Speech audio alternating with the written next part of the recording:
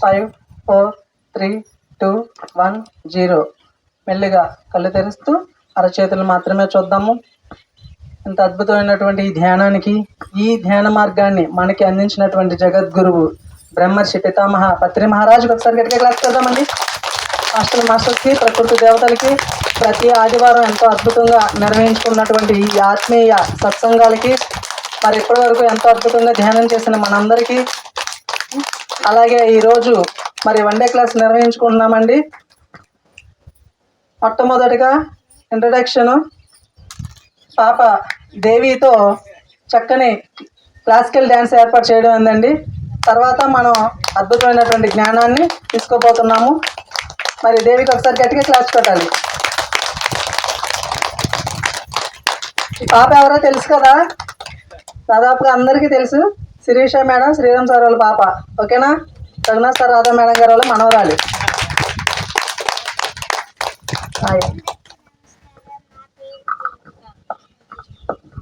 అందరికీ నమస్కారం. నా పేరు దేవి.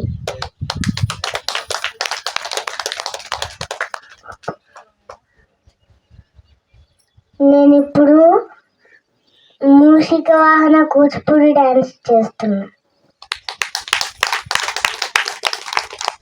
అందరూ నన్ను ఆశీర్వదించండి.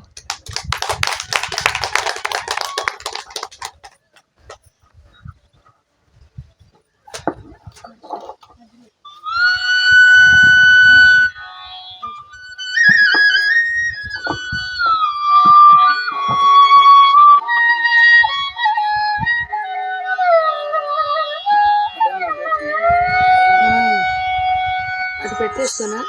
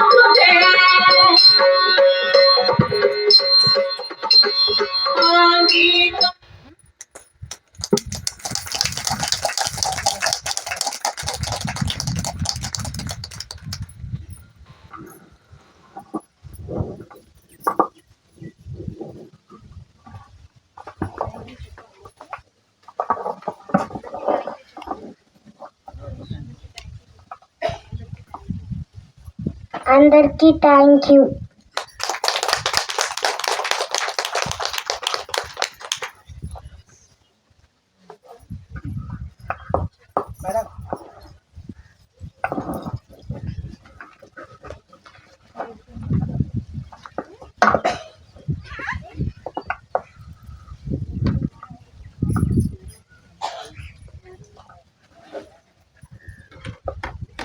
అందరికీ నమస్కారం అండి. నా పేరు శిరీష.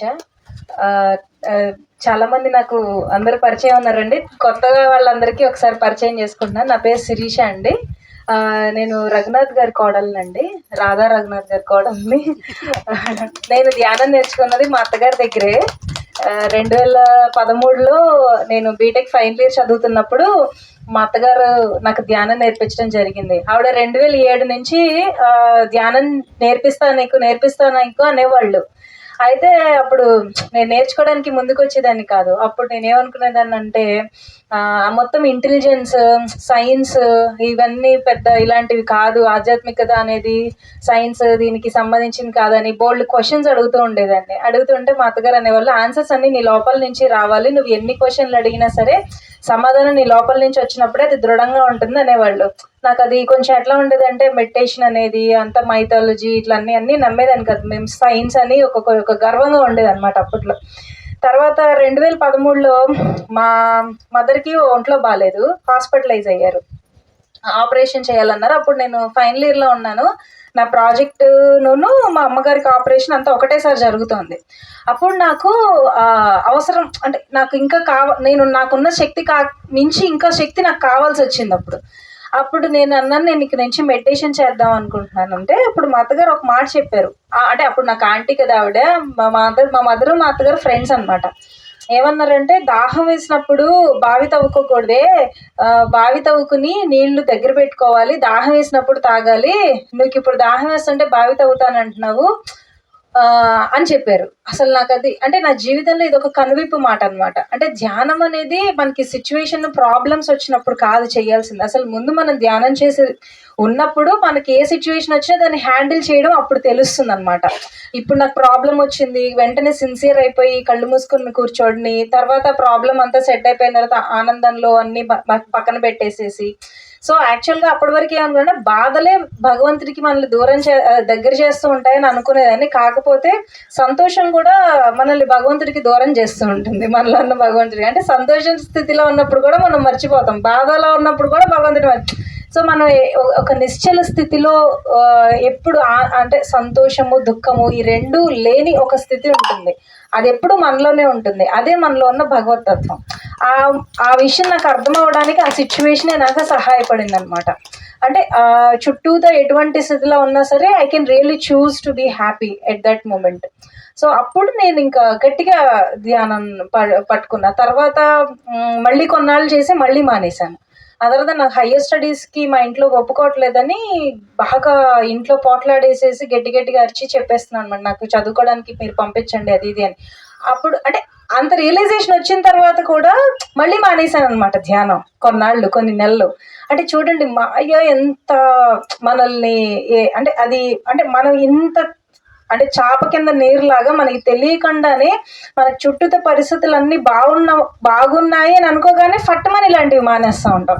అంటే మనం మన శరీరము, మన మనస్సు, మన బుద్ధి మనమే చాలా పవర్ఫుల్ అనేసుకుంటూ ఉంటాం. కానీ మన లోపల నుంచి నడిపించే దేవుడు, జీవుడు దానికన్నా పవర్ఫుల్ అన్న విషయం మర్చిపోతూ ఉంటాం మనసు మాయలో పడిపోయి.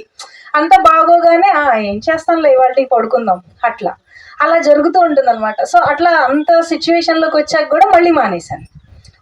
మానేసిన తర్వాత మళ్ళీ కొన్నాళ్ళు అయిన తర్వాత ఇంట్లో నాకు చదివించడానికి పంపించట్లేదు. ఆ టైంలో నాకు అర్థమైంది ఏంటంటే, ఇక నేను బయట నుంచి ఏం చెప్తున్నా సరే నాకు వర్కౌట్ అవ్వదు, నేను లోపల నుంచే మాట్లాడాలి.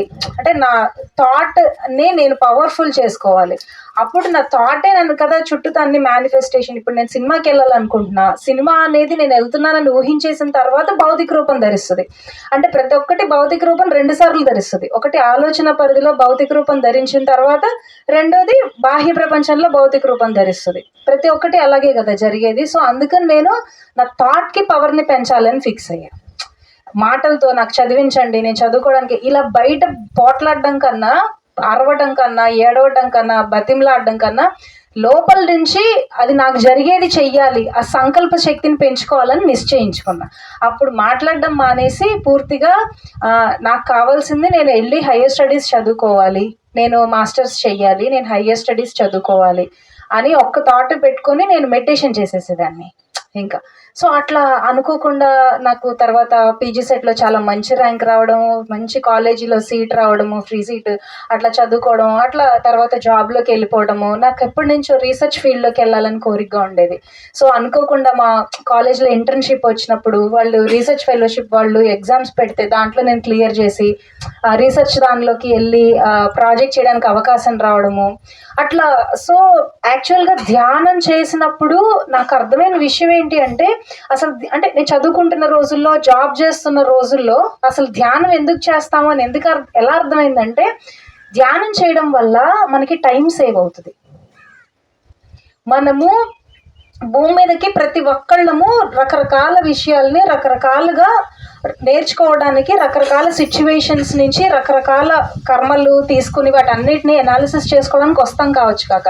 ఇప్పుడు నేను డాక్టర్ అవ్వాలని, ఇంకొకళ్ళు ఇంజనీర్ అవ్వాలని, ఇంకొకళ్ళు హౌస్ వైఫ్గా ఉండాలని, ఇంకొకళ్ళు గేమ్స్ ఆడాలని, అట్లా ప్రతి ఒక్కళ్ళు ఒక్కొక్క పర్పస్తో రావచ్చు కాక.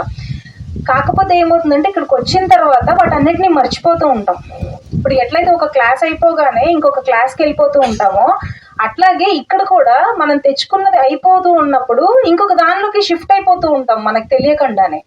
కానీ మనం ఒకటే దాంట్లో ఎక్కువ రోజులు ఉండిపోవడం వల్ల వీ విల్ బి లాస్ట్. అంటే నేను ఎందుకు వచ్చాను అన్నది మర్చిపోతూ ఉంటాం.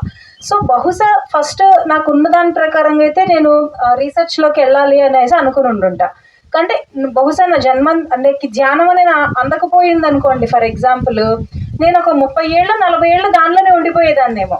కానీ నేను సంవత్సరంన్నర నాకు దాంట్లో పొందిన ఆనందము, అనుభూతి అంటే పూర్తిగా నన్ను నేను పెట్టుకుని అనమాట. అంటే మనం ఏదో చేసేసామని కాకుండా తృప్తిగా అన్నీ మర్చిపోయి కాఫీ తాగితే దాంట్లో వచ్చే తృప్తి ఎలా ఉంటుంది. సినిమా చూస్తున్నా పక్కన వాళ్ళతో మాట్లాడుతూనే మనం కాఫీ తాగేసినప్పుడు తాగేమన్న విషయం కూడా మర్చిపోతాం అసలు. అదే అన్ని పనులు పక్కన పెట్టేసి హాయిగా సంతోషంగా అలాగా ప్రతి సిప్ని అనుభూతి చెందుతూ కాఫీ తాగామనుకోండి, సాయంత్రం దాకా తాగాలనిపించదు. అలాగే యాక్చువల్లీ మనం ప్రతి పనిని చేస్తూ ఉండాలన్నమాట. ఆ పనిలోకి మనం అయిపోయి ప్రతి పనిని ఒక ధ్యానంలాగా మార్చేసుకొని చేసేసుకుంటూ ఉండాలి. అలాగ మనము ఎప్పుడైతే చేసుకుంటామో దాంట్లో పూర్తిగా దాని సారం మనకు అర్థమైపోతుంది.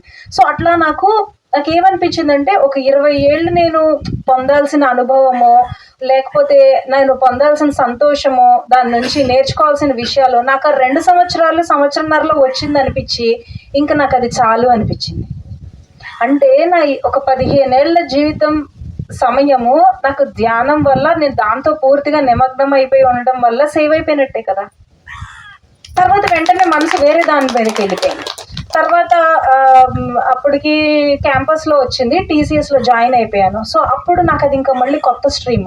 అప్పటి వరకు నేను వేరే దానిలో ఉండేదాన్ని, ఇంకా మొత్తం ఇది వేరేదన్నమాట. కంప్యూటర్ సైన్స్లో మళ్ళీ దాన్ని కొత్తగా నేర్చుకోవడం, ఫ్రమ్ ది స్క్రాచ్ నుంచి నేర్చుకుని అక్కడ మళ్ళీ ఒక 2 ఏళ్ళు 3 ఏళ్ళు అక్కడ నేర్చుకుని ఇక అయిపోయిన తర్వాత ఒక పాయింట్ దగ్గర చిన్న ప్రమోషన్ వచ్చింది. అప్పుడు అనిపించింది ప్రమోషన్ రావడం అంటే ఇప్పుడు ఈ ప్రాజెక్ట్ అయిపోయింది, ప్రమోషన్ వచ్చింది, తర్వాత మళ్ళీ ప్రమోషన్ వస్తుంది, తర్వాత మళ్ళీ ప్రమోషన్, ఇంకా ఇంతేగా ఈ సైకిల్. అబ్బా నాకు అనిపించింది అనుకున్నా, అది కూడా వదిలేశాను. ఇంకా అదే సమయంలో నేను పెళ్లి కూడా చేసుకోవడం జరిగింది. ఇంకా అప్పటి నుంచి నేను పూర్తిగా ఇక 2019 నుంచి ఇక మా పాప పుట్టింది, ఇక పూర్తి ఆధ్యాత్మిక మార్గంలోకి రావడం జరిగిందనమాట. తర్వాత నాకు ఏమర్థమైందంటే, ఇలా చదువుకున్న వాళ్ళని చాలా మంది ఏం చేస్తూ ఉంటామంటే, మేము ఇప్పుడు చదువుకునే వాళ్ళు ఉంటారు చూస్తారా, చాలా మంది స్టూడెంట్స్, వీళ్ళు మేమందరం ఏమనుకుంటూ ఉంటారంటే, బాగా ఇంటలెక్చువల్స్ సైంటిస్టులు ప్రతిదానికి మాకు ప్రూఫ్ కావాలి. ఇప్పుడు కాస్మిక్ ఎనర్జీ లోపలికి వెళ్ళి ప్రూఫ్ ఏంటి, నేను చూడట్లేదు కదా. సెన్సెస్ సైన్స్కి కనిపించేది ఏంటంటే సెన్సెస్, మనకున్న పంచేంద్రియాలే కనిపిస్తుంటాయి అన్నట్టు, వాటితో నేను సెన్స్ అవ్వట్లేదు అనుకో. తర్వాత ఏమర్థమైందంటే, ధ్యానంలో మనం పొందే అనుభూతి సెన్సెస్ని దాటిన ఒక విషయం. అంటే సెన్సెస్కి మదర్ లాంటిది ఇది, 6th సెన్స్ 7th సెన్స్. దాన్ని సెన్సెస్తో ఎట్లా అనుభూతి చెందుతాం? సెన్సెస్కి మించిందని సెన్సెస్తో అనుభూతి చెందలేం కదా. ఆ వేరే స్థితిని ఆఫ్టర్ ఆల్ దీంతోనే ఊహించాలి అని అనుకుంటున్నాం. సో బుద్ధిని దాటిన ఒక ఆత్మస్థితికి వెళ్ళడమే ధ్యానము. దాన్ని బుద్ధితో అనాలిసిస్ చేయలేమని అర్థమైంది. కానీ అప్పుడు చూసినప్పుడు నాకు చుట్టూదానరా అలాంటి వాళ్ళమే ఉన్నాం. ఎవరన్నా కాలేజ్ వాళ్ళకి మీరంతా ట్రాష్ చెప్తారండి, ఏంటి కాస్మిక్ ఎనర్జీ అంటే థాట్ పవర్ ఏంటి అంటే, మీ థాట్ పవర్తో అన్ని వరకు. So we all need analysis. అప్పుడు ఏమయ్యేదంటే, నేను మానేసిన కొత్తలో నేను బుక్ ట్రాన్స్లేట్ చేయడం స్టార్ట్ చేశాను. దాంతోపాటు కొంచెం స్టూడెంట్స్కి వాళ్ళకి క్లాసెస్ చెప్పడం స్టార్ట్ చేశాను. ఉంటారు కదా తెలిసిన వాళ్ళ పిల్లలు, స్టూడెంట్స్, నా ఫ్రెండ్స్, ఆల్మోస్ట్ నా ఫ్రెండ్స్ అందరూ మంచి వేరే జాబులు చేస్తున్న వాళ్ళందరికీ మెడిటేషన్ చెప్పడం, వాళ్ళందరూ ఎనాలిసిస్ అడుగుతుంది. నేను వాళ్ళతో అనేదాన్ని, మీరు సెన్సెస్తో ప్రూఫ్లు అడుగుతున్నారు, సెన్స్తో మీరు ఎప్పుడు మెడిటేషన్ ఎనాలిసిస్ చేయలేరు, ఎందుకంటే meditation is beyond the senses. మీరు ఏం చేస్తారంటే మీ థాట్ అనే దాన్ని మించండి. ఇవాళ అనిపిస్తుంది, అబ్బా ఇవాళ వెళ్ళొద్దులే బయటికి అనిపిస్తుంది, it's nothing but an intuition అనమాట. దానికి రీజన్ ఏమి ఉండదు. తీరా మీరు వెళ్ళినా, అంటే నాకు ఇది చాలాసార్లు జరిగింది, అమ్మో నేను ఇప్పుడు వెళ్ళకపోతే ఈరోజు ఆఫీస్కి ఎప్పుడైనా వెళ్ళాలని, అమ్మో ఇవాళ వెళ్ళకపోతే వాళ్ళకి క్లాస్ మిస్ అవుతుంది, నేను వెళ్ళాలని అనుకునేదాన్ని. తీరా వెళ్ళాక వాళ్ళు వచ్చేవాళ్ళు కాదు. అంటే నువ్వు అంత పవర్ఫుల్లా, నువ్వు వెళ్ళటం వల్ల వాళ్ళకి క్లాస్ జరుగుతుందా ఏంటి? అలా కాదు కదా. సో ఇంట్యూషన్ చెప్తుంది, అంటే వాళ్ళు ఈరోజు రావట్లేదు, నువ్వు లైట్ తీసుకో అని. కానీ మనం ఏం చేస్తాం అంటే బుద్ధితో ఆలోచిస్తాం, ఎనాలిసిస్ ఎందుకు వెళ్ళకూడదు. సో మన ఇంట్యూషన్ అనేది ఇంటెలిజెన్స్ కన్నా దాటి ఉంటుంది. ఇలాంటి విషయం అర్థమైందనమాట. అప్పుడు యాక్చువల్లీ నువ్వు చేసేది ఏం లేదు అక్కడ, ఒక సిచ్యువేషనే. మీరు అలాగా ఊరికే పెద్ద నువ్వేదో చేసేసినట్టు ఊహించుకోక్కర్లేదు అని అలా చుట్టూతా ఎవరైతే సూపర్ ఇంటెలెక్చువల్స్ ఉంటారో వాళ్ళతో ఎక్కువ ఇంటరాక్ట్ అయ్యి మెడిటేషన్ చెప్తూ ఉండేదాన్ని అనమాట. అట్లా నాకు ఆపర్చునిటీ వచ్చి, అంటే మనం బాగా తెలివైన వాళ్ళు అనుకుంటున్నాం కానీ మనకు అంత సీన్ లేదు. తెలివికి మించి, బుద్ధికి మించి జ్ఞానం అనేది ఒకటి ఉంది. చిన్నప్పుడు మన వాళ్ళు, అంటే అప్పుడే అర్థమైంది యాక్చువల్లీ. చిన్నప్పుడు అందరూ పెద్దవాళ్ళు అంటారు కదా, బుద్ధి జ్ఞానం లేదా అని తిట్టేవాళ్ళు. అక్కడ బుద్ధి అనేది అర్థమయ్యేది కానీ జ్ఞానం ఏంటండి. సో బుద్ధి కావాలి, జ్ఞానం కావాలన్నమాట మనిషి బ్రతకాలంటే. బాగా ఇంటెలెక్చువల్ లేయర్లో ఉన్నప్పుడు ఏమవుతుందంటే బుద్ధి ఉంటుంది, జ్ఞానం అనేది బుద్ధికి మించింది ఇంకోటి ఉంది. ఆ రెండింటి కలయికే అనమాట. రామలక్ష్మణులు బాగా ఫేమస్ కదా మనకి, రాముడు లక్ష్మణుడు అని. లక్ష్మణుడు బుద్ధికి ప్రతీక, రాముడు జ్ఞానానికి, ఆత్మకి ప్రతీక, ఆత్మారాముడు అంటాం కదా. మనం రామాయణం అంతా చూస్తే లక్ష్మణుడు ఎప్పుడు రాముడిని అనుసరించి ఉంటాడు. అంటే ఎప్పుడు మన బుద్ధిని ఏం చేయాలంటే ఆత్మ ఆధీనంలో ఉంచాలి, అంటే జ్ఞానం ఆధీనంలో ఉంచాలి. ఉంచినప్పుడు అది రైట్ వేలోకి వెళ్తుంది. అలా కాకుండా ఎప్పుడైతే మనం బుద్ధిని అలా వదిలేస్తామో అప్పుడు లక్ష్మణుడికి ఒక పర్పస్ ఉండదు. లక్ష్మణుడికి అంత ఇంపార్టెన్స్ రావడానికి కారణం ఆయన తన జీవన పర్యంతం తనని తాను రాముడికి అర్పించుకున్నాడు కాబట్టి లక్ష్మణుడి యొక్క గ్రేట్నెస్ వచ్చింది. సో మనకున్న బుద్ధి మొత్తం అనమాట. మనం ఏదైనా కావచ్చు, డాక్టర్ అవ్వచ్చు, లాయర్ అవ్వచ్చు, ప్రతి ఒక్కరికి ఇంటెలిజెన్స్ ఉంటుంది. చదువుతో సంబంధం లేని ఇంటెలిజెన్స్ అది. అందరిలోనూ ఒక ఇంటెలెక్చువల్స్ ఉంటాం. ఆ ఇంటెలెక్చువాలిటీ అన్నిటినీ జ్ఞానానికి సరెండర్ చేస్తేనే it will lead to a purpose అని అర్థమైందనమాట. ఈ ప్రొసీజర్లో నేను ఇలా అందరికీ మెడిటేషన్ చెప్తూ ఉండగా మా హస్బెండ్ ఫినామ్ అని ఒక సాఫ్ట్వేర్ కంపెనీలో డైరెక్టర్గా పనిచేస్తారు, ఆపరేషన్స్ డైరెక్టర్గా. ఆయనని అడిగారు, మీ వైఫ్ ఇలా మెడిటేషన్ చెప్తారంట కదా, మన ఆఫీస్లో ఒకసారి సెషన్స్ తీసుకోమని చెప్దాము అని. సో అప్పుడు నేను వాళ్ళకి ఒక 10 days సెషన్స్ తీసుకోవడం జరిగింది ఆఫీస్లో ఎంప్లాయీస్ అందరికీ, సాఫ్ట్వేర్ ఎంప్లాయీస్ అందరికీ. సో దే లైక్డ్ ఇట్, వాళ్ళకి బాగా నచ్చి so they asked me for the full time, మీరందరూ మీరు వచ్చేసి మాకు మెడిటేషన్ చెప్పాలంటే ఫినామ్ తరఫు నుంచి you should be the point of contact.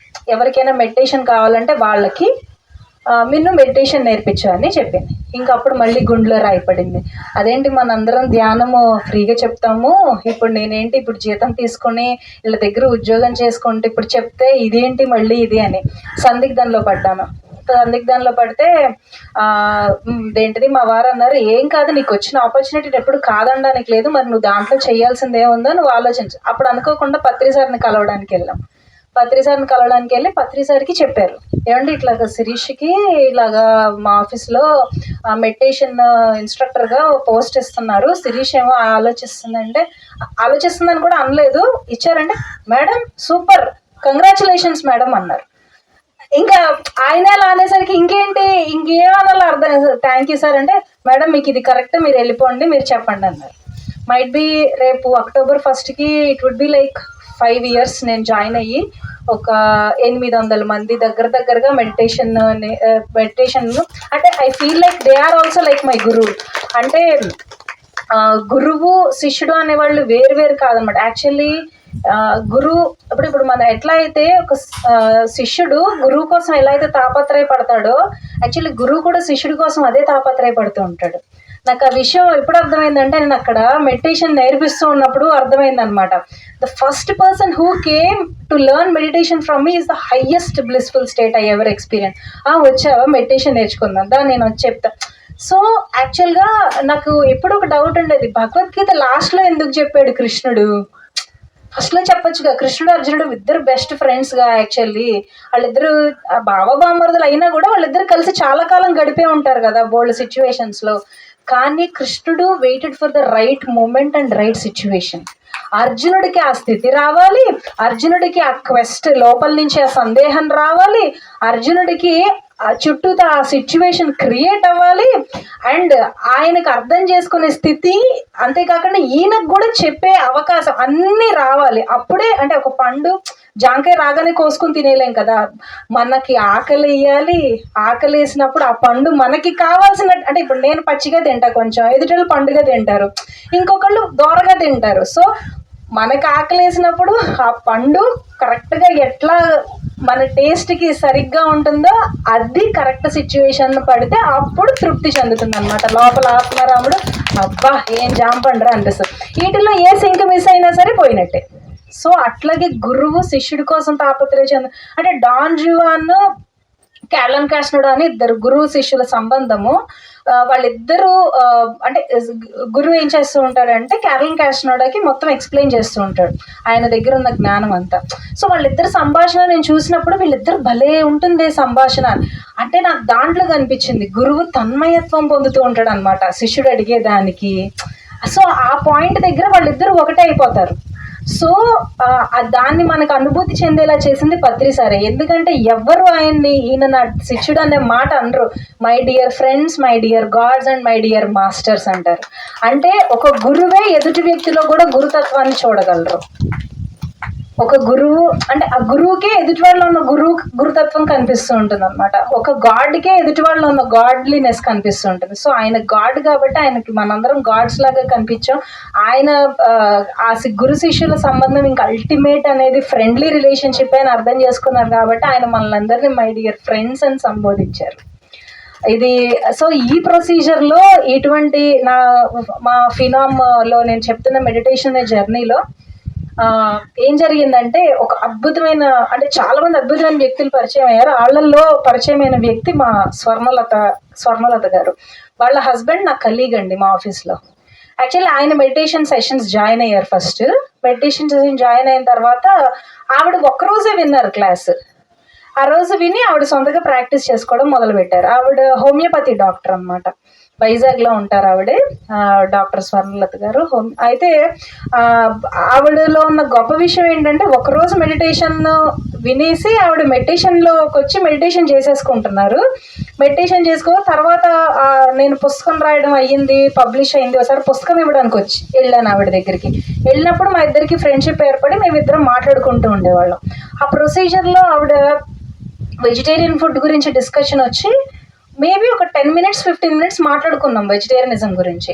ఆ తర్వాత ఒక 10 రోజులయ్యాక మాట్లాడితే ఆవిడ నేను మానేశానండి ఆ రోజు మనం మాట్లాడుకున్నప్పుడే అన్నారు. సో యాక్చువల్లీ అది ఎవరు బయట నుంచి చెప్పేదే ఉండదు, స్పృహ మనకు ఉంటుంది. కాకపోతే అంటే ఇప్పుడు ఆల్రెడీ వెళ్ళిపోతున్న వాటర్కి మధ్యలో ఏదో అడ్డం పడితే ఆ అడ్డం తోసేస్తే వాటర్ ఫ్లో వెళ్ళిపోతున్నట్టు. సో యాక్చువల్లీ మనం బయట నుంచి చేసే హెల్ప్ ఏమి ఉండదు ఎవరికి. వాళ్ళు ఆల్రెడీ స్థితిలో ఉంటారు కాబట్టి ఊరికే మనం పక్కనకి వెళ్ళి ఇలా ఒక పుష్ ఇచ్చినట్టు అనమాట. సో అట్లా తను ఆవిడ మెడిటేషన్లోకి వచ్చిన తర్వాత వెజిటేరియన్ అవ్వడంతో పాటు వాళ్ళ హస్బెండ్ ముందు మెడిటేషన్ చేసినా కూడా ఈవిడే ముందు మానేశారు ఇంట్లో. అంటే నేను అనేదాన్ని అనమాట, లేడీ మానేస్తే ఇంట్లో జంట ఈజీగా మానేస్తారండి. అలాగే వాళ్ళ హస్బెండ్ ఈవిడ మానేసిన తర్వాత ఆయన కూడా మానేశారు. తర్వాత వీళ్ళిద్దరు తింటున్నప్పుడు వాళ్ళ పాపకు అప్పటికే అలవాటు ఉంది, తను 10 years ఆ టైంకి. సో ఒకనొక సిచ్యువేషన్లో తన బర్త్డే రోజున ఆవిడ ఏం చేశారంటే, నీ బర్త్డేకి నేను ఒకటి చెప్తాను, ఇప్పటి నుంచి నువ్వు వెజిటేరియన్ అయిపో అని అడిగితే వాళ్ళ పాప కూడా అప్పటితో మానేసేయడం జరిగింది. సో అంటే ఇది మానేయడం అనేది గొప్ప విషయం. ఎందుకు అంటే ఇది ఎవరికి వాళ్ళు అర్థమైతేనే మానేయగలరు, ఎవరు చెప్పడంతో మానేసేది జరగదు అసలు. వాళ్ళకి స్వతహాగా టింజు లోపల ఎన్నో సంవత్సరాలు ఉంటేనే ఇది బయటకు వస్తుంది అనమాట. సో అంతేకాకుండా ఆవిడ తన ప్రొఫెషనల్ లైఫ్లో కూడా ఇప్పుడు ఆవిడ మాట్లాడతారు ఎలాగో, ఆవిడకి నేను మైక్ ఇస్తాను. సో ఆవిడ తన ప్రొఫెషనల్ లైఫ్లో మెడిటేషన్ ఎలా అప్లై చేశారు, అంతేకాకుండా ఆవిడ స్వయంగా తన మెడిటేషన్ సాధన ఆవిడ గ్రోత్కి ఎట్లా ఉపయోగపడింది. ఆవిడ ఇప్పుడు డాక్టర్లు కూడా కొన్నిసార్లు డిప్రెషన్లోకి వెళ్ళకుండా ఉంటారు కదండి, వాళ్ళు కూడా ఎమోషనల్ స్టేట్లోకి వెళ్ళిపోతారు. ఆ సమయంలో మెడిటేషన్ ఆవిడకి ఎలాగా ఆవిడని బయటపడేసింది, ఆ ఇంపాక్ట్తో నలుగురికి ఆవిడ ఎలాగా డిఫరెన్స్, అంటే ఆవిడ చేసే ట్రీట్మెంట్లో డిఫరెన్స్ ఎట్లా కనిపించింది. అంతేకాకుండా ఆవిడ వెజిటేరియన్ కాకముందు నాన్ వెజిటేరియన్గా ఉన్నప్పుడు ప్లస్ ఆవిడకున్న హెల్త్ ప్రాబ్లమ్స్కి ఎట్లా రిలేషన్ జరిగింది, అంటే ఆవిడ అనుభవిస్తున్న శారీరక బాధ జంతువుని బాధ పెడుతున్నప్పుడు తను తీసుకున్న శారీరక బాధ ఇది అని ఆవిడకి ధ్యానంలో తెలిసింది. అటువంటి సంఘటనలు అవన్నీ ఆవిడ మనకి పంచుకుంటారండి. తర్వాత ఆవిడ చెప్పడం అయిపోయిన తర్వాత నేను మళ్ళీ మనం will be back to our session. Thank you అండి, thank you so much. Thank you. Swarnalatha garu రండి.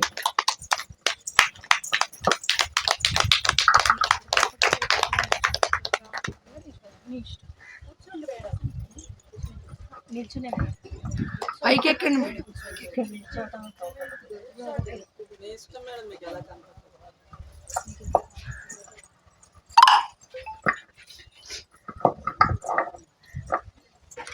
అందరికీ నమస్కారం అండి. మీరందరూ చాలా రోజుల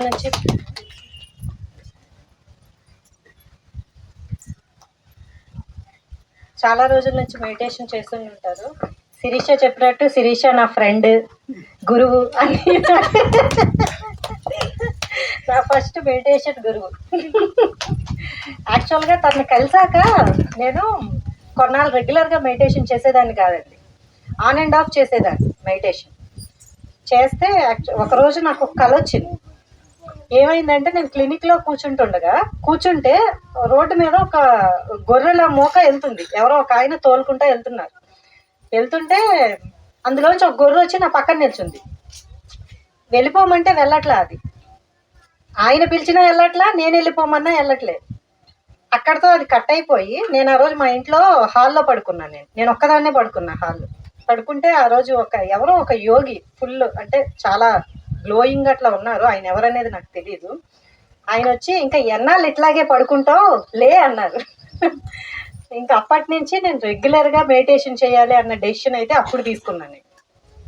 సో ఇది ఎందుకు చెప్తున్నాను అంటే, మెడిటేషను ఒక్కరోజు చేస్తే కాదండి, లేదు 2 రోజులకు ఒకసారో, లేదు బాగుంటే ఒకరోజు చేస్తామనో, అది కాదు. యాక్చువల్గా రోజూ చెయ్యాలి.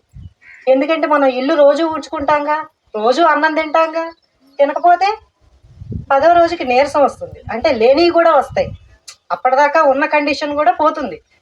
అందుకని రోజు చేయాలి మెడిటేషన్. సో అప్పటి నుంచి నాకు కన్సిస్టెన్సీ అనేది పెరిగింది. రెగ్యులర్గా మెడిటేషన్ చేయాలి, ఏ పని ఉన్నా ఏమున్నా సరే ఫస్ట్ అయితే మెడిటేషన్ చేసుకోవాలి అనేది అప్పటి నుంచి నేను నేర్చుకున్నాను. యాక్చువల్గా రెగ్యులర్గా మెడిటేషన్ చేస్తే మీకు ఏమవుతుందంటే, మనలో ఏమైతే ఉన్నాయో, అంటే మన ఆలోచన కానీ, లేదు మన ఎమోషనల్ లేయర్లో కానీ, లేదు మన ఆరోగ్యపరంగా కానీ, ఏదైనా సరే సెట్ అవ్వటానికి, అది హీల్ అవ్వటానికి ఉపయోగపడుతుంది రోజు వచ్చే ఎనర్జీ. అదే మీరు ఆన్ అండ్ ఆఫ్ చేశారనుకోండి, కొంచెం రిలీఫ్ వస్తుంది, తర్వాత మళ్ళీ అది సేమ్. సో మీరు మనం కన్సిస్టెంట్గానే మెడిటేషన్ చేయాలి రెగ్యులర్గా. మీరు మనం ఒక 1/2 అవర్ పెట్టుకున్నాం అనుకోండి, రెగ్యులర్గా 1/2 అవర్, 1 అవర్ పెట్టుకున్నాం అనుకోండి, రెగ్యులర్గా ఒక 1 అవర్, ఇట్లా చేస్తూనే ఉండాలి. ఇలా కన్నాళ్ళు మెడిటేషన్ చేస్తూ ఉంటే, నేను ఫస్ట్లో నాన్ వెజ్ తినేదాన్ని. యాక్చువల్గా నాకు నాన్ వెజ్ అంటే పిచ్చి ఇష్టం, తినకుండా ఉండేదాన్ని కాదు. యాక్చువల్గా నేను హాస్టల్లో ఉండేటప్పుడు ఇంటికి వస్తే నాన్ వెజ్ ఉండకపోతే మా అమ్మాలతో గొడవ. అంత ఇష్టంగా తినేసేదాన్ని. తింటే మెడిటేషన్లోకి వచ్చాక నాన్ వెజ్ మానేయాలి అన్న విషయం చెప్పింది శిరీష నాకు.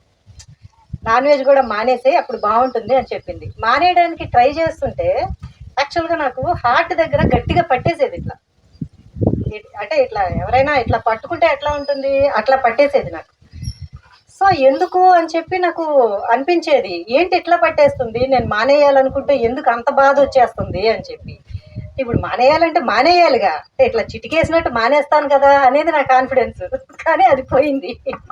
అది పోయి ఏంటి ఇంత గట్టిగా పట్టేస్తుందంటే, ఒకరోజు కల వచ్చింది నాకు. ఏంటంటే, నేను తినేటప్పుడు ఏం చేసేదాన్ని అంటే, ఎక్కువ చూసుకుని హార్ట్, లివర్ పీసులు ఇట్లాంటివి తినేదాన్ని తినేటప్పుడు. నాకు అనిపించింది, ఓహో నేను అట్లా బాధ పెట్టానా, అందుకే నాకు ఇట్లా వచ్చిందా అని. అంటే అప్పుడు నాకు కర్మ సిద్ధాంతం అంటే, ఓహో నేను ఈ కర్మ చేస్తే ఇది వస్తుందా అనేది నాకు అప్పుడు అర్థమైంది. అంతకుముందు నాకు ఇదేమి తెలియదు యాక్చువల్గా. అంటే ఏదో తింటున్నా, ఇష్టం కాబట్టి తింటున్నాను అని అనుకునేదాన్ని. అది తర్వాత అట్లా మానేస్తూ ఉంటే ఇంకొకసారి ఏమైందంటే నాకు ఎగ్ కూడా బాగా క్రేవింగ్. ఎగ్ చూస్తే తినేసేటంత ఇష్టం అనమాట. ఎగ్ చూస్తే ఆగలేనంత ఇష్టం. అయితే ఎగ్ కూడా మానేయాలి కదా. ఎగ్ మానేయడానికి యాక్చువల్గా ఎగ్ ఒక్కటి మానేయడానికి నాకు 2 నెలలు పట్టిందండి. ఏంటంటే ఇప్పుడు ఎగ్ కూడా గుడ్డే కదా, దాంట్లోంచి కూడా పిల్ల వస్తుంది కదా, కానీ అది ఎనర్జీ కదా, తినాలి కదా అనేది నేను చదువుకున్నప్పుడు కాన్సెప్ట్.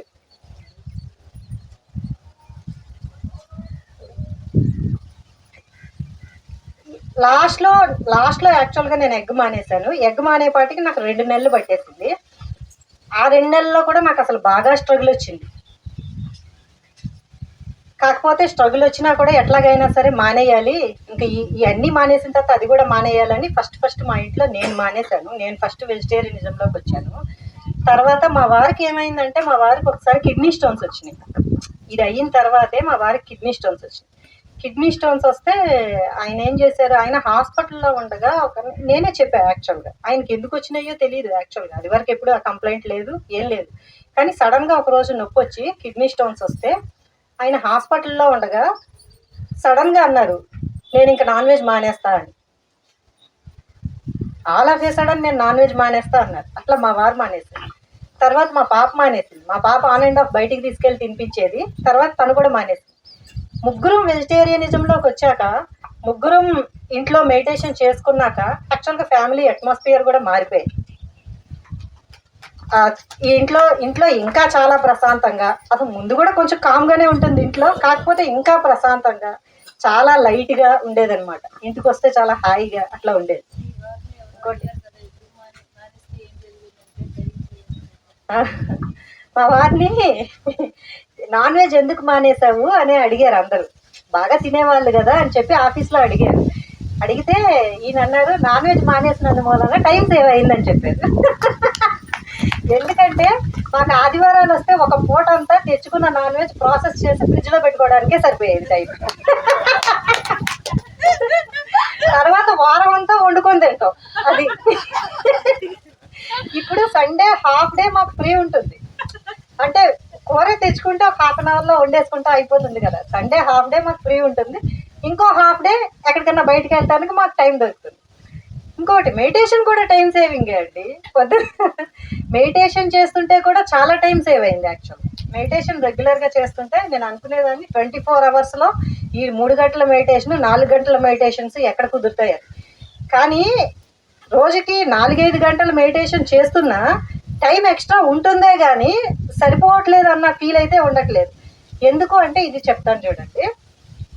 మనం ఏదైనా పని చేసేటప్పుడు ఏం చేస్తామంటే మల్టిపుల్ ఆలోచనలు చేస్తాం.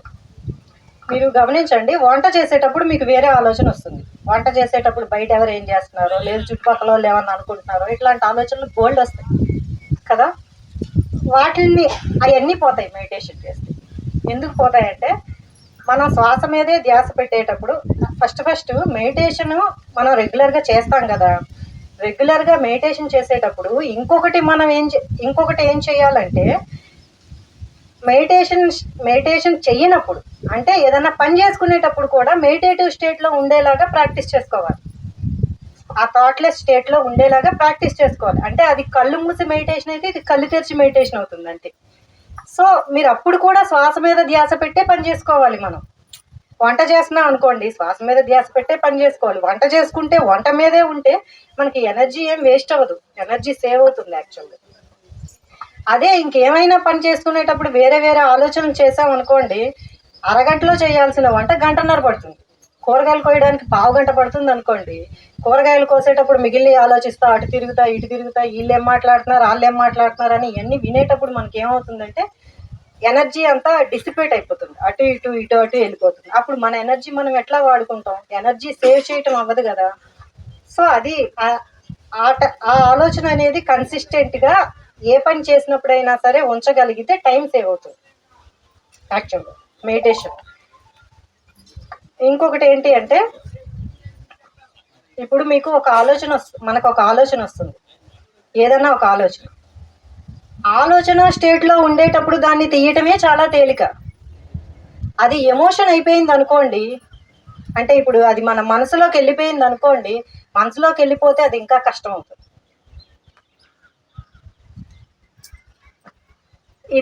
ఇది ఎందుకు అంటే, ఇప్పుడు మనకి ఏదైనా బాధ వచ్చింది, బాధ వస్తే ఇప్పుడు ఏదైనా అన్నారు అనుకోండి, ఎవరన్నా ఏదన్నా అంటే ఓకే వాళ్ళు అన్నారు, అంతవరకు దాన్ని తీసేయచ్చు, వాళ్ళు అన్నది తీసేయచ్చు. కానీ వాళ్ళు అన్నారు, నేను బాధపడ్డాను, నేను బాధపడుతూనే ఉన్నా, పలానా వాళ్ళు ఇట్లా అన్నారు అనేది ఒక 15 రోజులు ఎప్పుడైతే ఉంచుకుంటామో అప్పుడు మనకి అది ఎమోషన్లోకి వెళ్తుంది, అప్పుడు అది డిసీజ్ అవుతుంది. ఎమోషన్ లేయర్లో కూడా వెళ్ళిన తర్వాత అది డిసీజ్ అవుతుంది ఎప్పుడైనా సరే. మోస్ట్ ఆఫ్ ద కేసెస్లో మనకు వచ్చే రెగ్యులర్ డిసీజులు, మన హ్యూమన్ బాడీకి అంటే మానవ శరీరానికి వచ్చే బోల్డ్ అన్ని డిసీజెస్లో 90% డిసీజెస్ మైండ్తో, మన ఆలోచనలతో మనం తెచ్చుకున్నాయి. మిగతా 5% వచ్చేసి వైరస్ల ద్వారానో దేని ద్వారానో వచ్చినవి. మిగతా 5% తప్పక కర్మ కొద్దీ వచ్చినాయి. అది సో మనం ఈ ఆలోచనలతో మనం ఏమేం చేస్తామంటే, ఈ ఆలోచనలతో వచ్చే డిసీజులు అన్నిటిని మనం తగ్గించుకోవచ్చుగా. అటువంటప్పుడు మందులతో పనే ఉంది. కాకపోతే అందరూ ఏం చేస్తున్నారంటే, మందులు వేస్తే తగ్గుతుంది కాదు, మందుని ఎప్పుడైనా సరే సపోర్ట్గా తీసుకోవాలి. మందు మీకు డిపెండెన్సీ కాకూడదు. మందు వేసుకుంటేనే నేను తగ్గించుకుంటా, లేదు అంటే లేదు ఒక మందు వేసి తగ్గించేసుకుంటే, ఇప్పుడు నాకు నొప్పి వచ్చింది వెంటనే పెయిన్ కిల్లర్, ఎందుకని ఒక 10 నిమిషాలు ఓర్చుకోము, ఓ పూట ఓర్చుకుంటే తగ్గుతుంది కదా. లేదు ఒక పూట ఓర్చుకుంటే ఎట్లా తగ్గుతుందో తెలుస్తుంది కదా, అది కూడా చెయ్యము. ఎందుకు చెయ్యము అంటే, మళ్ళీ ఆ ఎనర్జీ సరిపోదు. ఆ ఎనర్జీ సరిపోవాలి అంటే మెడిటేషన్ చెయ్యాలి, ధ్యానం చేయాలి. ధ్యానం కూడా రెగ్యులర్గా చేయాలి. ఒక్కరోజు చేస్తే ఎనర్జీ సరిపోవటం అనేది ఏమి ఉండదు, రెగ్యులర్గా చేయాలి. ఎంత టైం అనుకుంటే అంత టైము రెగ్యులర్గా చేయాలి. సో మీకు మనకి ఏదైతే ఆలోచనల్లో వచ్చే డిసీజులు ఏవైతే ఉన్నాయో అవన్నీ తగ్గించుకోవచ్చు. ఇప్పుడు ఒక బ్లడ్ షుగర్ ఉంటుందండి, బీపీ ఉంటుందండి, ఎన్ని లైఫ్ స్టైల్ డిజార్డర్స్. మనం ఏవేవైతే లోపలికి పంపించకూడదో అది ఏదో తిండి విషయంలో కానీ, ఆలోచన పరంగా కానీ ఏదైతే పంపించకూడదో అవన్నీ పంపిస్తే లోపలది డిసీజ్ అవుతుంది. డిసీజ్ వచ్చాక ఏం చేస్తాం మనం, ఆ వచ్చే సిమ్టమ్కి కడుపు నొప్పి వస్తుంది, కడుపు నొప్పికి మందు వేసుకుంటాం, కడుపు నొప్పి తగ్గిపోతుంది. కానీ కడుపు నొప్పికి కారణం ఉండిపోద్దిగా. కడుపు నొప్పికి ఎందుకైతే కారణం వచ్చిందో అదైతే ఉండిపోతుంది ఖచ్చితంగా. మరి అప్పుడు మళ్ళీ వస్తుంది ఇంకో రోజు కడుపు నొప్పి, అంతే కదండి. అప్పుడు దానికి ఏం చేయాలి? మానవ శరీరానికి ఉన్న గొప్ప విషయం ఏంటి అంటే, ఏదైనా సరే అండి, ఇప్పుడు ఒకటి తయారు చేశారనుకోండి, ఒకళ్ళు ఏదో ఒక వస్తువు, ఇప్పుడు ఒక కుర్చీ తయారు చేశారు ఎవరు, దాన్ని రిపేర్ చేయటం కూడా తయారు చేసిన వాడికి తెలుస్తుంది కదా. ఇప్పుడు మానవ శరీరాన్ని ఎవరు తయారు చేశారు? వాళ్ళకి తెలుసుగా అదంతా, అంటే అది ఎట్లా రిపేర్ అవుతుందో కూడా తెలుసు కదా. దానికి ఇప్పుడు బయట నుంచి మందులు అనేది ఎంతవరకు, ఇది తప్పదు అంటే హాస్పిటల్కి వెళ్ళాలి, కాదన్ను నేను, అది సపోర్ట్గా తీసుకోవాలి ఒక మందు. కాకపోతే కంటిన్యూస్గా మందులే తీసుకుంటుంటే, ఇది నేను మీకు ఎందుకు చెప్తున్నానంటే, నాకు ఒకసారి డిప్రెషన్ వచ్చింది. ట్రస్ట్ చేసి కూర్చోవాలి. శ్వాస మీద ధ్యాస పెట్టడం అంటే, శ్వాస ఎంత స్లోగా నెమ్మదిగా ఉంటే అంత ఆయుష్ పెరుగుతుంది. శ్వాస ఇప్పుడు ఫాస్ట్గా తీసుకున్నాం అనుకోండి, యాంగ్జైటీ పెరుగుతుంది. శ్వాస మీద ధ్యాస పెట్టే కొద్దీ తినేది కంఫర్టబుల్గా ఉంటుంది. శ్వాస మీద ధ్యాస పెట్టే కొద్దీ మనకి ఫిజికల్ వరల్డ్లో అవసరం అయ్యే తిండి, నిద్ర ఇవన్నీ తగ్గుతాయి. అవి తగ్గినప్పుడు ఏమవుతుందంటే మనకి చాలా టైం దొరుకుతుంది వేరేవి ఇంకేవైనా చేసుకోవటానికి. అంటే వేరే లెవెల్లో ఇంకొకలాగా పెరగటానికో, ఎదగటానికో, దేనికో దానికి మన కోసం మనం ఏదో ఒక టైం వాడుకోవటానికి అని చెప్పి మనకు దొరుకుతుంది టైం.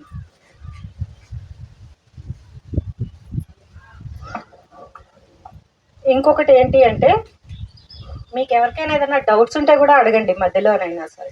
ఈవెన్ హెల్త్ పరంగా కానీ ఎమోషనల్ లెవెల్లో కానీ ఏదైనా సరే అడగొచ్చు నన్ను. ఇంకొకటి ఏంటి అంటే ఇంట్యూషన్ బాగా డెవలప్ అవుతుంది. అంటే లోపల చెప్పేది కూడా మనకి వింటాం. ఇదేంటి ఇలా ఎందుకు అవుతుంది అని అనుకోము. అంటే ఇప్పుడు మనకేంటంటే మన ఫిజికల్ బాడీ నుంచి మనం ఆలోచిస్తే ఇది జరగదు అనిపిస్తుంది.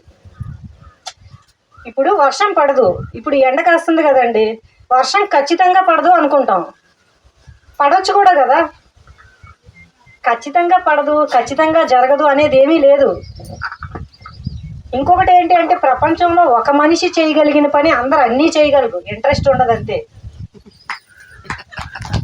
ఇప్పుడు ఎవరో వచ్చి ఏరోప్లేన్ కనిపెట్టారండి, అందరూ కనిపెట్టగలరు, అందరికీ ఆ ఎనర్జీ ఉంటుంది. కాకపోతే ఎనర్జీ దానికి వాటర్ అంతే.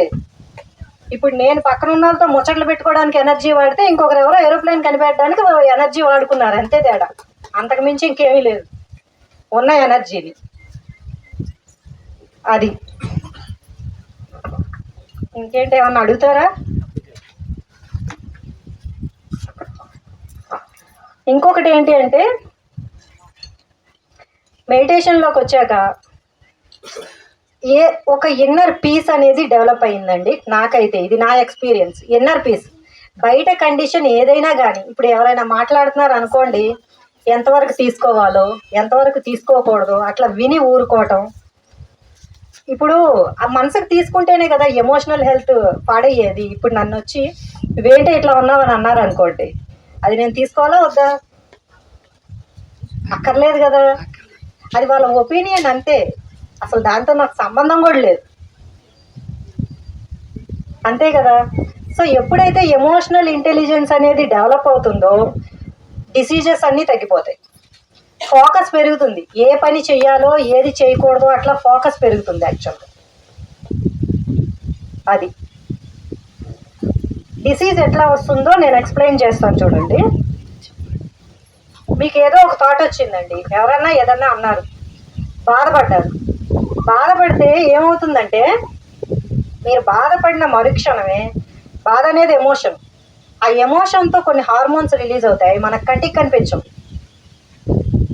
బాడీలో కొన్ని హార్మోన్స్ అనేది రిలీజ్ అవుతాయి. అవి మీకు అవన్నిటిని ఇప్పుడు మీకు ఒక లివర్ అనో లేదు మన గ్యాస్ట్రో ఎంట్రిక్ సిస్టమ్ అనేది ఉంటుంది కదా, పొట్ట ఇదంతాను జీర్ణ వ్యవస్థ అనుకోండి, అదంతా ఇది ప్రాసెస్ చేయాలి కదా. అప్పుడు బర్డన్ పెరుగుతుంది కదా, బాడీ మీద బర్డన్ పెరుగుతుంది కదా. బాడీ మీద బర్డన్ అంత పెరిగినప్పుడు ఖచ్చితంగా డిసీజ్ వస్తుంది కదా. ఇప్పుడు నేను రోజుకి ఇప్పుడు ఏదైనా ఒక మెషిన్ ఉందండి, బాడీ మెషినే కదా, ఒక మెషిన్ ఒక 10 గంటలు పని చేయాలి, మీరు దానికి 20 గంటలు పని ఇస్తే రిపేర్స్ వస్తుంది కదా. సేమ్ కదా బాడీ కూడా. అప్పుడు బాడీని ఎంత రెస్పెక్ట్ చేయాలి, మనం చెయ్యం. బాడీకి ఏది కావాలో మనం ఎక్కడ ఆపాలో అనేది మన మైండ్ చెప్తుందండి, ఖచ్చితంగా అందరికీ చెప్తుంది, విన్నా వినకపోయినా. మనం విన్నా వినకపోయినా మనం తినటం ఎప్పుడు ఆపాలి, మనం ఎప్పుడు మంచినీళ్ళు తాగాలి అనేది మన బాడీ మనకు ఖచ్చితంగా చెప్తుంది. మనం అది ఖచ్చితంగా తీసి ఇట్లా పక్కన పెట్టేస్తాం. అది పక్కన పెట్టేసి మనకి ఏదైతే డిజైర్ అంటే ఇష్టం, ఇంపల్స్, ఖచ్చితంగా నేను ఇది చేసేయాలి అని ఎప్పుడైతే చూస్తామో అప్పుడు మన హెల్త్ డ్యామేజ్ అవుతుంది. అది లేనప్పుడు అసలు ఉన్నాళ్ళలో ఇప్పుడు 90% ఆఫ్ ద పేషెంట్స్ హాస్పిటల్స్లో ఉండరు ఖచ్చితంగా. బాడీ చెప్పేది వినాలంటే ఏం చేయాలి, మళ్ళీ ధ్యానమే చేయాలి. వింటం రావాలి అంటే ధ్యానమే చేయాలి. మనకు నచ్చింది చేయకుండా ఏం చెప్పినా వింటం రావాలి అంటే ధ్యానమే చేయాలి, ఇంకో మార్గం లేదు. రోజులో బాడీకి 3 to 4 లీటర్స్ వాటర్ కావాలి. ఇందులో ఎంతమంది తాగుతున్నాం మనం వాటర్? 4 litres water. సగం మంది 4 లీటర్స్ కూడా తాగట్లేదుగా. మన బాడీలో ఎక్కువ పార్ట్ వాటర్తోనే ఉంటుంది. 70% వాటర్ ఉంటుంది మన బాడీలో, 30% సాలిడ్ ఉంటుంది, అంటే ఆర్గన్స్ కానీ ఏవైనా సరే. అప్పుడు వాటరే కదా ఇవ్వాలి బాడీకి. మీరు వాటర్ ఇవ్వకపోతే మనం చేసే ఆలోచనలకి ఇవన్నీ చేస్తే బాడీ రిపేర్ ఎప్పుడవుతుంది? రెగ్యులర్గా దానికి పనే. మనం పొద్దున్న తింటాం, మధ్యాహ్నం తింటాం, రాత్రి తింటాం. పొద్దున్న లేచిన దగ్గర నుంచి ఏదో ఒక ఆలోచన చేస్తూనే ఉంటాం, కామ్గా కూర్చోము. అప్పుడు దానికి రిపేర్ ఎప్పుడవుతుంది? అది కంటిన్యూస్గా పనే పెడుతున్నాం కదా మనం. అప్పుడు దాన్ని రెస్పెక్ట్ చేసినట్టు కాదు కదా. ఇప్పుడు నేను మీ మాట వింటున్నాను అనుకోండి, మీరు చెప్పేది నేను విన్నాను అనుకో, మీరు ఒక క్వశ్చన్ వేసారు నన్ను, నేను వినకపోతే నేను మిమ్మల్ని రెస్పెక్ట్ చేసినట్టు కాదు కదా. అట్లాగే బాడీ కూడా మనకి చెప్తుంది, నువ్వు ఇప్పుడు వెళ్ళి మంచినీళ్ళు తాగు అని. కాదు, కూర్చుంటాం. ఇప్పుడు వెళ్ళి ఇంతవరకే తిను, ఇక్కడ ఆపేసి నీకు కడుపు నిండుతుంది అని చెప్పి చెప్తుంది. ఖచ్చితంగా అందరికీ చెప్తుంది. కావాలంటే మిమ్మల్ని మీరు క్వశ్చన్ చేసుకోండి, అది తెలుస్తుంది. క్వశ్చన్ చేసుకున్నప్పుడు అర్థమవుతుంది మనకి ఇక్కడ ఆపేయాలి అని చెప్పి. ఆహా కాదు, టేస్ట్ బాగుందను అట్లా తింటాం. లేదంటే ఎట్లాగైనా వెళ్ళి ఎక్కడో దగ్గర ఏదో ఒకటి తినాలను తింటాం కదా. అప్పుడు అది ఎక్స్ట్రా డ్యామేజ్ కాదంటారా చెప్పండి? అప్పుడు అప్పుడు డిసీజ్ ఎవరి చేతిలో ఉంది? భగవంతుడు ఇచ్చాడా డిసీజ్? మనకి మన చేతుల్లోనే ఉందిగా. మనమే కావాలని పాడు చేసుకుంటున్నాం బాడీని. అనవసరమైన చెత్త అంతా, అంటే ఆలోచనల చెత్త కూడా వేసి మనమే పాడు చేసుకుంటున్నాం. అప్పుడు ఏం చేయాలి?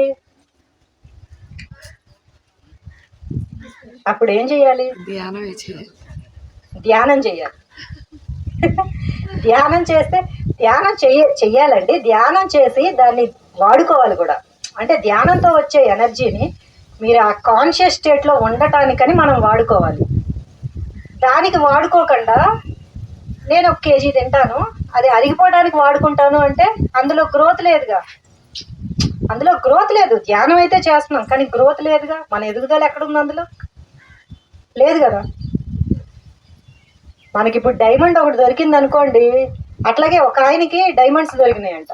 డైమండ్స్ దొరికితే ఆయన రాత్రంతా డైమండ్స్ ఆయనకి కనిపించవు కదా. రాత్రంతా ఏం చేశారంటే తీసుకెళ్ళి సముద్రంలో ఒక్కొక్కటి ఇసురుతూ ఉంటే పొద్దున్న లేచేసరికి ఒకటే డైమండ్ మిగిలింది. పొద్దున్న లేచాక తెలిసింది ఆయనకి. అంత కళ్ళిప్పేదాకా ఎందుకు? పొద్దున్న లేచేదాకా చూసేది అది ఏ రాయి అనేది చూసి కదా వేయాలి బయటికి. డైమండ్ దొరికితే మనం ఏం చెయ్యాలి? దాన్ని భద్రంగా దాచిపెట్టుకోవాలి. దాన్ని దేనికి వాడుకోవాలో దానికి వాడుకోవాలి. అంతేగాని నేను డైమండ్ తీసుకెళ్ళి రాయిని చెత్త కొట్టడానికి వాడతా, లేదంటే ఊరకనే ఆడుకోవడానికి వాడతా అంటే అది కరెక్ట్ కాదు కదా. సో మెడిటేషన్లో వచ్చే ఎనర్జీని మన ఎదుగుదలకు వాడుకోవటం అనేది చాలా ఇంపార్టెంట్. మెడిటేషన్లో ఏదైతే ఎనర్జీ వస్తుందో దాన్ని కాన్షియస్గా, మనకి బోల్డ్ అని బిలీఫ్ సిస్టమ్స్ ఉంటాయి. ఇది తప్పు, ఇది ఒప్పు, ఇది కాదు, అది కాదు. మనకున్న బిలీఫ్ సిస్టమ్ని పక్కన ఉన్నోడు చేసినా కూడా మనం ఒప్పుకోం. అంతే కదండి. ఎందుకంటే మాది మన నమ్మకం, ఎదుటి వాళ్ళ నమ్మకం ఇంకొకటి. వాళ్ళు అది ఒప్పుకోరు. ఆల్ ఆఫ్ ఎ సడన్ మొత్తం అందరం కలిసి మెస్ చేసుకుంటున్నాం. అంతే కదా. సో ఆ బిలీఫ్ సిస్టమ్స్ని అన్నీ తీసేసి అందరం ఒకటే అని ఉండటం కోసం కదా వాడుకోవాలి. ఆరోగ్యం పెంచుకోవడానికి కదా వాడుకోవాలి మెడిటేషన్ని. అందుకని నేను ఖచ్చితంగా నా దగ్గరకు వచ్చే ప్రతి పేషెంట్కి నేను ఖచ్చితంగా మెడిటేషన్ చేయమంట. నేను మందులైతే ఇస్తాను, కానీ నువ్వు మెడిటేషన్ చేస్తేనే దాని తర్వాత నుంచి నీకు రాకుండా ఉంటుంది. తర్వాత రాకుండా నేనేం చేయలేనని చెప్తా ఖచ్చితంగా. నేనే కాదండి, ఎవరు చేయలేరు. వచ్చిన ప్రతిసారి నాకు నొప్పి వచ్చిన ప్రతిసారి నేను ఒక బెల్ల వేసుకుంటా తగ్గిపోతుంది, తర్వాత నేను ఏదో ఒకటి చేస్తా అంటే కాదు. ఇది నాకు బాగా అర్థమైంది. నేను చెప్పానే మీకు, నాన్ వెజ్ మానేసేటప్పుడు వచ్చే చెస్ట్ టైట్నెస్ మూలాన అది కర్మ సిద్ధాంతం. అది నాకు ఎప్పుడైతే అది నాకు కర్మ అని తెలిసిందో అప్పుడు పోతుంది కదా. నేను యాక్సెప్ట్ చేస్తాను, పోతుంది కదా. అట్లాగే కదా కర్మను వదిలించుకోవాలి. వాటికి సారీ చెప్తా, నేను ఏవైతే తిన్నానో అన్నింటికి సారీ చెప్తా, అట్లా ఉండేదాన్ని. అది. సో ఇంకొకటి ఏంటి అంటే మెడిటేషన్ కన్సిస్టెంట్గా కూడా చేయాలి, రెగ్యులర్గా చేయాలి. మెడిటేషన్ రెగ్యులర్గా చేస్తే మీకు ఎనర్జీ పెరిగి మనకి ఇంకా పెద్ద పెద్ద బిలీఫ్ సిస్టమ్స్ ఉంటాయి. అంటే పెద్ద పెద్ద నమ్మకాలు, ఇది ఎట్లాగే జరగాలి, ఇది ఇంతే అన్న నమ్మకాలు ఉంటాయి చూసారా. అవన్నీ పోవాలి అంటే ఇంకా ఎక్కువసేపు మెడిటేషన్ అయితే చెయ్యాలి. నాకు తెలిసిన ధ్యానం ఉపయోగాలు ఈ కొంచెం. మీకు ఏమన్నా క్వశ్చన్స్ ఉన్నాయా అండి? హెల్త్ పరంగా ఏమన్నా ఉన్నా అడగండి మధ్యలో.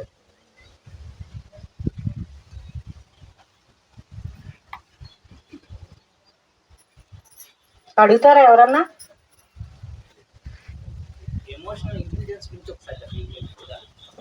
ఎమోషనల్ ఇంటెలిజెన్స్ అంటే ఏంటి అంటే ఎమోషన్ని తెలుసుకోవటం, అది ఎమోషనే అని గుర్తించటం. మీకు ఒక ఆలోచన వచ్చిందండి, మీరు ఏదో ఒక ఆలోచన చెప్పండి, either good or bad, happiness కానీ యాంగర్ కానీ ఏదో ఒక ఆలోచన వచ్చింది. ఇప్పుడు మిమ్మల్ని నేను వచ్చి ఏదో అన్నాను అనుకోండి, మిమ్మల్ని ఈవిడ అంది అనేది మీ ఆలోచన కదా. నెక్స్ట్ నుంచి మీరు ఏం చేస్తారు? ఈవిడ అంది అనేది ఒక్కటే మీ బ్రెయిన్ చేస్తుంది. నెక్స్ట్ నుంచి మీరు ఏం చేస్తారు? ఎందుకు అంది, ఆవిడికి నా మీద కోపమా, లేదా ఇంకొకట జెలసీయా, ఇవన్నీ మీరు ఆలోచిస్తారు. వీటి మూలాన మీకు బాధ వస్తుంది. నా మీద ఎందుకు కోపం రావాలి అనేది మీ బాధ, అవునా కదా? దాన్ని ఎమోషన్ అంటారు. కానీ మనం అందరం నాకు బాధ వచ్చేస్తుంది అనుకుంటాం, దాన్ని గుర్తించం. ఎమోషన్ ఎందుకు వస్తుంది? మీరు ఎక్నాలెడ్జ్ చేయాలి ఎమోషన్ని. ఓకే, ఇది నా ఎమోషను, నాకు ఈ యాంగర్ ఉంది, నాకు ఈ బాధ ఉంది, లేదు నాకు సంతోషం లెవెల్లో నాకు ఇట్లా యాంగ్జైటీ ఉంది అనేది మీరు గుర్తించటం కోసమని ఎమోషన్ వస్తుంది. నాలో ఇది ఉంది అని తెలియటప్పడానికి. ఇప్పుడు డిసీజ్ వస్తే సిమ్టమ్ వస్తుంది. సిమ్టమ్ వస్తే ఓకే నా డిసీజ్ ఉంది అని ఎట్లా తెలుస్తుందో, అలాగే ఎమోషన్ అనేది మీరు గుర్తించడానికి వస్తుంది. మీరు దాన్ని గుర్తించాలి, కానీ దాంతో మనం ఐడెంటిఫై అవ్వకూడదు. అంటే మీకు బాధ వచ్చిందని చెప్పాను కదా మీకు నేను, మీ బాధ మిమ్మల్ని ఏం చేస్తుంది? నెక్స్ట్ నుంచి నా మీద కోపంగా మారుతుంది, అవునా? అప్పుడు మీరు ఎమోషన్తో ఐడెంటిఫై అయినట్టు. అర్థమైందా అండి? కాకపోతే మళ్ళీ చెప్పనా?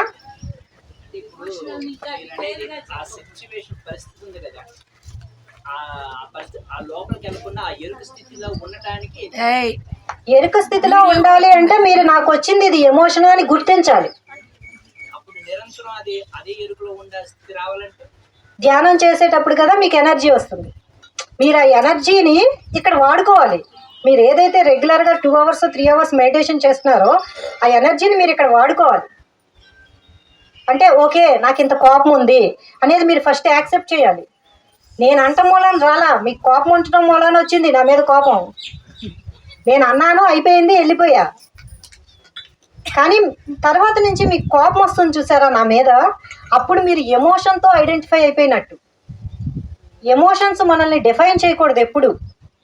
ఇప్పుడు నాకు కోపం ఉందండి, నాకే ఇప్పుడు మీ మీద కోపం ఉంది అనుకోండి, మీరు నా దగ్గరికి పేషెంట్గానే వచ్చారు అనుకోండి, నేను ఆ కోపంతో ట్రీట్మెంట్ చేయటం అనేది నేను ఎమోషన్తో ఐడెంటిఫై అయిపోయినట్టు. అవన్నీ పక్కన పెట్టి నేను చేయగలగటం అనేది నాకు ఎమోషనల్ ఇంటెలిజెన్స్ ఉన్నట్టు. అతీతమైన స్థితిలో ఉండాలి అంటే ధ్యానం చేయాలి, కంటిన్యూస్గా కాన్షియస్ స్టేట్లో ఉండాలి. ఇప్పుడు నాకు కోపం వస్తుందండి, ఫర్ ఎగ్జాంపుల్ నేను చెప్తాను, నాకు మీ మీద కోపం వచ్చింది, మీరే నా క్లినిక్కి వచ్చారు. వచ్చినప్పుడు నేను ఏం చేస్తాను? నాకు కోపం వచ్చింది అన్న విషయం గుర్తు వస్తుంది ఖచ్చితంగా. గుర్తొస్తే నేను అప్పుడు ఏం చేయాలి అంటే, ఇది నాకు వచ్చింది కోపం, దీని ఇంపాక్ట్ నేను ఆయన మీద చూపించకూడదు. చూపిస్తే నేను ధర్మం చేసినట్టు కాదు, అంతే కదా, అది నాకు కర్మ కదా, అది నేను ధర్మం చేసినట్టు కాదు, నేను కంపాషన్తో బిహేవ్ చేసినట్టు కాదు. అదంతా పక్కన పెట్టి నేను మంచిగా మందులు ఇస్తాను అన్న దృష్టితో నేను ఆలోచన పెట్టాలి, ఆలోచనని షిఫ్ట్ చేయాలి. ఆ షిఫ్ట్ చేయాలి అంటే ఎనర్జీ కావాలి, అది నేర్చుకోవాలి అందరం. అప్పుడు మనకి ఎమోషనల్ ఇంటెలిజెన్స్ ప్రతి విషయంలో పెరుగుతుంది. చిన్నపిల్లలు ఉంటారండి, చిన్నపిల్లలు రోజు అల్లరి చేస్తారుగా, మనకి రోజు కోపం రాదు. ఏదో ఒక రోజు మనం ఏదో బోల్డ్ అంత ఫ్రస్ట్రేషన్లో ఉంటాం, ఆ రోజు వాళ్ళు ఒక నీళ్ళ చుక్క కింద పడేసినా పడేసావు ఏంటని చెప్పి కొట్టేస్తాం. కొట్టేయడానికి కారణం ఏంటండి? యాక్చువల్గా ఇది నేను మా పాప మీద కూడా ఒకసారి ఎక్స్పీరియన్స్ అయ్యాను. నేనేదో క్లినిక్లో మొత్తం హడావుడిగా ఉండి రోజంతా పనిచేసి సాయంత్రం ఇంటికి వచ్చేసరికి ఒకరోజు అదేదో పడేస్తే నాకు పిచ్చి కోపం వచ్చేసింది. ఒకరోజు కొట్టేశాను. అసలు ఎప్పుడు కొట్టను దాన్ని, నేను ఎప్పుడూ కొట్టేసేదాన్ని. ఒక దెబ్బేసాను, దెబ్బేస్తే అది ఏడ్చి పక్కకి వెళ్ళిపోయింది. మా పాప వెళ్ళిపోతే నాకు వెంటనే ఇట్లా గుచ్చుకుంది మనసులో, ఎందుకు కొట్టావు నువ్వు అని. ఎందుకు కొట్టాను నేను? నాకున్న ఫ్రస్ట్రేషన్తో కొట్టా, అది చేసినందుకు కొట్టలా. పిల్లలు నాకు పారబోస్తే కోపం ఎందుకు రావాలండి? ఆ టైంలో నేను నా ఎమోషనల్ ఇంటెలిజెన్స్ నేను వాడలా, అంతే రీజన్ అది. అందుకని కొట్టాను. నేను అప్పటితో ఎప్పుడైనా సరే నెమ్మదిగానే చెప్పాలి, కొట్టకూడదు. అసలు కొట్టాల్సిన అవసరం ఏమొస్తుందండి? పిల్లలు దేవుళ్ళతో సమానం, పిల్లల్ని కొట్టడం ఏంటి? అంతే కదా. నేను ఆ ఉద్దేశంతో ఎప్పుడూ కొట్టేదాన్ని కాదు, కానీ ఒకరోజు కొట్టాను. అప్పటి నుంచి ఇంకొంచెం జాగ్రత్తగా ఉండాలి. ఓహో, నీకు వచ్చింది సరిపోదు, నువ్వు ఇంకా మెడిటేషన్ చేయాలి అని నాకు అర్థమైంది ఆ రోజు. చెప్పండి. నాకు 62 ఏజీ, 62 సంవత్సరాలు నాకు. అయితే 6వ సంవత్సరం నుండి ఏ పనైనా స్పీడ్ గా చేయటం. 6వ సంవత్సరం నుండి సైకిల్ స్పీడ్, ఇంకెక్కడికైనా ఏ పని అయిపోవాలి అప్పుడు నుండి. ఇప్పుడు తగ్గట్లా తిడుతున్నారు ఇంటికాడ. బండి దొరలే సరే ఎంత స్పీడ్ 100లో వెళ్ళిపోవాలి, 100లోనే వెళ్ళాలి. ఇప్పుడు కూడా తిడుతున్నారు ఇంటికాడ. ఎందుకు తగ్గాలి? ఎందుకు అది వాళ్ళు తిడుతున్నారు ఎందుకని అడుగుతున్నారా మీరు? లేదు మీరు వందట్లా తగ్గట్లేదు మేడం. అది ఆ స్పీడ్ పని కూడా తగ్గట్లేదు, పని కూడా స్పీడ్ గా చేయాలి. కాదండి, నేను మిమ్మల్ని ఒక క్వశ్చన్ వేస్తా. 100 స్పీడ్ లో వెళ్ళటం మీకు ఆనందాన్ని ఇస్తుందా లేదా? ఆనందమైన సంస్థ అలవాటు అయిపోయింది నాకు. అది ఆనందం అంటే నాకు అట్లా మొదటి నుండి అలవాటు అయిపోయింది. మీకు ఆ పని ఆనందం ఇస్తుందా లేదా? అది కూడా గుర్తించాలి. ఆనందమే.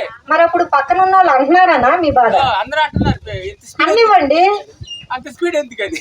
అన్నివ్వండి, స్పీడ్ అన్నివ్వండి. ఇప్పుడు మీరు 100 స్పీడ్ లో మీరు సేఫ్ గా వెళ్ళగలరన్న కాన్ఫిడెన్స్. దేని గుర్తుతాడని ఈ వయసు కానీ బాధ అంటున్నారు ఇంటికాడ.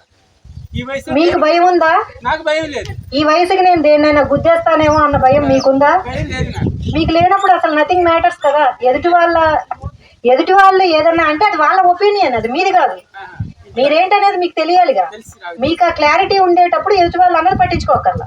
ఈ వయసులో ఎందుకు అంత స్పీడ్? లేదు, మీకే భయం వచ్చింది అనుకోండి ఎంత స్పీడ్ ఏంటి అనేది, అప్పుడు అది మీరు చెక్ చేసుకోవాల్సిన విషయం. అలవాటు నాకు చిన్నప్పటి నుండి 6వ సంవత్సరం నుండి అలవాటు ఇది స్పీడ్ వెళ్ళటం. ఏ పని స్పీడ్ గా చేయాలి. ఇప్పుడు పారించుకుని కొట్టారనుకో, కొట్టేసేయాలి. 10 నిమిషాలు అయిపోవాలి నాకు. అది 10 ఆ తత్వం అది. ఆ స్పీడ్ వల్ల మీకు ఏమన్నా ఇబ్బంది ఏమి లేదు. ఆ స్పీడ్ వల్ల ఈ కొట్టేస్తాను. ఒకసారి పొలంలో ఇట్లా పారెట్టుకుని తొక్కాను, ఈ కొట్టేసింది. అప్పుడు మీరు అలవాటు మార్చుకోవాలి కదా. కూర్చుని అప్పుడు అంటే లైన్ లోకి వచ్చింది. అప్పుడు మీరు అలవాటు మార్చుకోవాలి కదా. స్లో స్పీడ్ స్లో అవ్వాలి. పట్టేసి స్లో అవ్వాలి. స్లో అవ్వాలంటే ఏం చేయాలంటే మీరు ఎరుకుతూ ఉండాలి కదా. మీరు స్పీడ్ గా వెళ్తున్నారండి, మీరు 100లో వెళ్తున్నారు. 100లో వెళ్ళేటప్పుడు మీరు ఏం చేయాలి? నేను 100లో వెళ్తున్నానన్న గుర్తింపే లేకుండా మర్చిపోయి వెళ్ళిపోవటం అనేది ఎంతవరకు కరెక్ట్? నేను మర్చిపోయి చేయకూడదు. ఏ పని కాన్షియస్ గా చేయాలి. కాన్షియస్ గా చెయ్యాలి కదండి. కృష్ణుడు శిశుపాలుడిని చంపేశాడు కదా, కాన్షియస్ గా చంపాడు. అందుకే ఆయనకి ఏం లేదు. అది కాకుండా కోపంతోనో లేదు ద్వేషంతోనో చంపలేదు కదా. అది మీరు కాన్షియస్ గా చేయాలి. మీరు 100లో వెళ్తున్నారు, 100లో వెళ్ళేటప్పుడు నాకు నొప్పి వస్తుంది, సో ఓకే నేను 80లో రావాలి అన్న కాన్షియస్నెస్ మీరు ఆ ఎరుక మెయింటైన్ చేయాలంటే మీకు అసలు గుర్తుండాలి, ఫోకస్ ఉండాలి బ్రెయిన్ లో. ఏదైనా ఒక ఆలోచన అండి, ఏదైనా ఫస్ట్ ఆలోచనలోనే పుడుతుంది. మీరు ఫస్ట్ దాన్ని ఆలోచన పరంగా కంటిన్యూస్గా నేను ఎట్లా ఉంచుకోవాలి అనేది ప్రాక్టీస్ చేయాలి. అది ప్రాక్టీస్ చేయాలంటే ఇప్పుడు నేను వంట చేస్తున్నానండి. వంట చేసేటప్పుడు ఏం చేయాలి? నేను కూరగాయలు కట్ చేస్తా. నేను కూరగాయలు కట్ చేసేటప్పుడు కూరగాయలు కట్ చేస్తున్నానన్న ఎరుకతో కట్ చేయాలి. నాకు రోజు అలవాటైంది కాబట్టి నేను చేసేస్తున్నా అన్నది కాదు. ఆ ఎరుక ఉండాలి కదా. రోజు అలవాటైన పని చేసేస్తాం కరెక్టే, కానీ అది కూడా ఎరుకతో చేయాలి, కాన్షియస్గా చేయాలి. ఇప్పుడు నేను మాట్లాడుతున్నా, మీతో మాట్లాడేటప్పుడు నేను కాన్షియస్గానే మాట్లాడాలి. లేదంటే మీరు చెప్పే క్వశ్చన్కి నేను వేరే సమాధానం చెప్తాను. అది నేను అంటుంది. అది ఎప్పుడైతే మీకు పెయిన్ కలిగిస్తుందో లేదా ఫిజికల్గా పెయిన్ కలిగిస్తుంది, ఇప్పుడు మీరు కాస్త స్పీడ్ తగ్గించుకోవాలన్న స్పృహ రావాలి అంటున్నా. అది ఇంకా అంటే ఇంకేమన్నా అడుగుతారా? పర్లేదు, అడగండి. మేడం గారు నాకు చెప్పిన మేడం గారు సతీష్ గారు ఆ జాబ్ వచ్చినప్పుడు చెప్పమని చెప్పాను. ఆ జాబ్ చేయొచ్చా చేయకూడదా అని క్వశ్చన్ వేశారు కదా. సతీష్ గారు ఓకే సార్ చేయమని చెప్పారు. అప్పుడు ఆ మేడం గారికి ఆనందంలో ఉండాలి. ఆ టైంలో నాకు ఎంతో ఆనందంగా కళ్ళం నీళ్ళు వచ్చింది. అది ఇప్పుడు ఆ ఎమోషనా లేకపోతే ఏమిటి? ఎమోషనే, ఎవ్రీథింగ్ ఈజ్ ఎమోషన్ కదండి. ఆ సంతోషం సంతోషంగా ఆనందంగా వచ్చింది. మీకు మీకు అది ఎమోషన్ అండి. ఎమోషన్ కాకుండా ఆనందంతో వచ్చింది అనుకోండి, ఆనందం అనేది ఎమోషన్కి మించింది.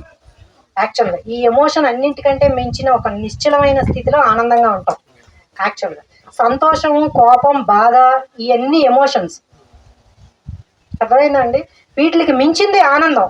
ఆ ఆనందంలో ప్రశాంతత ఉంటుంది, స్టిల్నెస్ ఉంటుంది. అంటే ఏమన్నా ఏమీ కదలరు ఇన్ ద సెన్స్ ఫిజికల్గా కదలటం అని కాదు, మనసు చలించదు.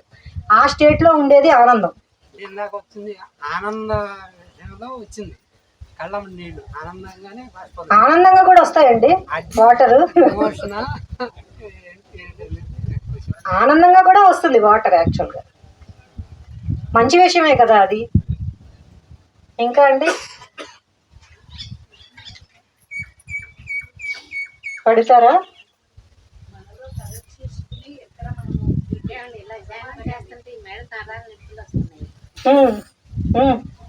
ఎంతసేపు కూర్చుంటున్నారు మీరు? అరగంట కూర్చుంటే మీకు మెడ నొప్పులు వస్తున్నాయంటే మీరు గంట కూర్చోవాలి. కూర్చోండి, పర్లేదు.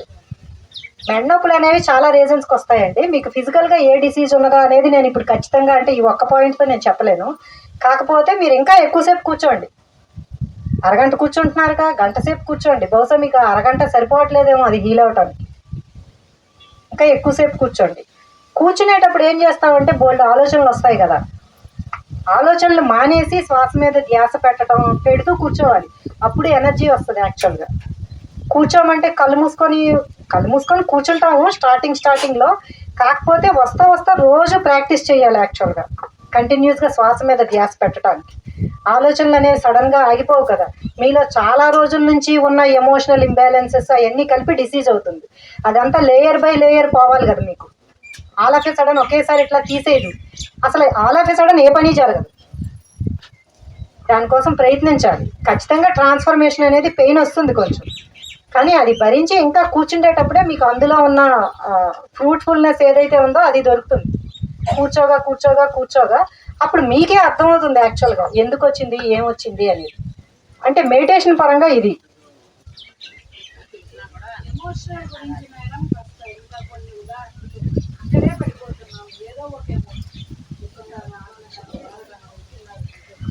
ఇది ఎందుకు అవుతుందంటే అండి, మనకి ఏదైనా ఒక మంచి విషయం జరిగిందనుకోండి, సూపర్ హ్యాపీ అయిపోతాం.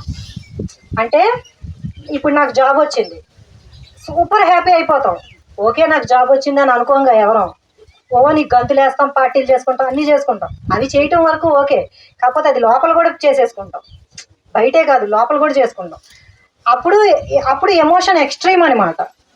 ఇటువైపు ఎక్స్ట్రీమ్ ఉన్నవాడికి బాధ వచ్చినా కూడా అటువైపు ఎక్స్ట్రీమ్లోకి వెళ్ళిపోతారుగా. So extremes of emotion maintain చేస్తున్నాం మనం. అందుకని మనకి ఎమోషనల్ ఇంబ్యాలెన్స్ అనేది మనకు తెలియట్లేదు. ఇద్దరు అటు కానీ ఇటు కానీ ఉంటాం. బాగా సంతోషం వచ్చినప్పుడు నాకు ఇది దొరికింది అని చెప్పి ఇట్లా స్టిల్గా ఎవరైనా కూర్చుంటారా? కూర్చోరుగా. ఉద్రేకపడి మాటల్లో కూడా తెలిసిపోతూ ఉంటుంది ఎమోషన్. నాకు వచ్చింది అది కాదు కదా. దాన్ని ఆనందంగా అనుభవించడం అనేది తెలియాలి. అది తెలియాలి అంటే ఆ స్టిల్నెస్ ప్రాక్టీస్ చేయాలి. కామ్గా ఉంటాం, బయట నుంచే కాదు లోపల నుంచి కూడా. చేయగా అది అట్లా లోపల ఉన్న ప్రశాంతత ఎప్పుడైతే వస్తుందో యాక్చువల్గా మనిషి కూడా మారిపోతాడండి. మనిషిలో ఉండే గ్లో అన్నీ మారిపోతాయి. ఎమోషనల్ బ్యాలెన్స్ ఎప్పుడైతే ఉంటుందో ఆ మనిషి అపియరెన్స్ అన్నీ మారుతాయి యాక్చువల్గా. ఇప్పుడు అన్నారు అనుకోండి, ఇప్పుడు ఒక ఆవిడ ఎవరో అంటే ఇప్పుడు నేను సన్నంగా ఉంటాను కదా, నాకు ఒక ఆవిడ ఒక కామెంట్ చేశారు. ఏమన్నారంటే, ఇదేంటి డాక్టర్ ఏంటి పేషెంట్లా ఉందన్నారు. పేషెంట్లా ఉండటం అంటే ఏంటి? అనారోగ్యంగా ఉండటం అంతే కదా. అనారోగ్యం అంటే తెలియాలిగా ఫస్ట్. ఆరోగ్యం అంటే ఏంటో తెలియాలి, అనారోగ్యం అంటే ఏంటో తెలియాలిగా ఫస్ట్. అసలు ఎవరినైనా ఏమన్నా అనాలంటే అది ఆవిడికి తెలీదు.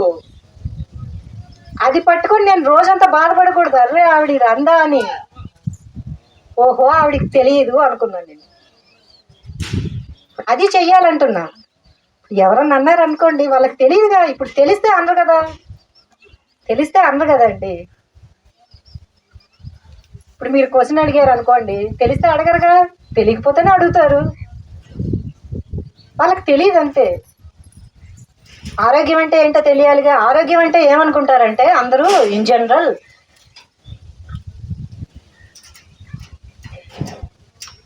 ఆరోగ్యం అంటే డాక్టర్ దగ్గరికి వెళ్ళకుండా ఉండటం. డాక్టర్ దగ్గర మందులు వాడకుండా ఉంటే మనం ఆరోగ్యంగా ఉన్నట్టే అనుకుంటారు. మనం డాక్టర్ దగ్గరికి మందులు వాడకుండా ఉండి 3 పూటలా తినగలిగి నిద్ర పడితే ఆరోగ్యంగా ఉన్నట్టే అనుకుంటారు. కానీ కాదు, అది కాదు యాక్చువల్గా ఆరోగ్యం అంటే. మన బాడీలో ఒక విషయం చెప్తాను చూడండి, మైండ్ ఏదైతే చెప్తుందో బాడీ అది చేస్తుంది ఖచ్చితంగా. మీరు రోజు మైండ్కి నేను ఇట్లా తినాలి అనుకున్నారు అనుకోండి, తిండి నేర్పుతుంది. పడుకోవాలి అనుకున్నారు అనుకోండి, పడుకోవడం నేర్పుతుంది. కూర్చోవాలి అనుకుంటే కూర్చోవడం నేర్పుతుంది బాడీకి. ఖచ్చితంగా అదే నేర్పుతుంది. మైండ్ చెప్పే ప్రతి పని బాడీ పాటిస్తుంది. అదొకటి గుర్తుపెట్టుకోండి. సో మైండ్ మనకి ఏం చెప్పాలనేది మనకి ఇంపార్టెంట్.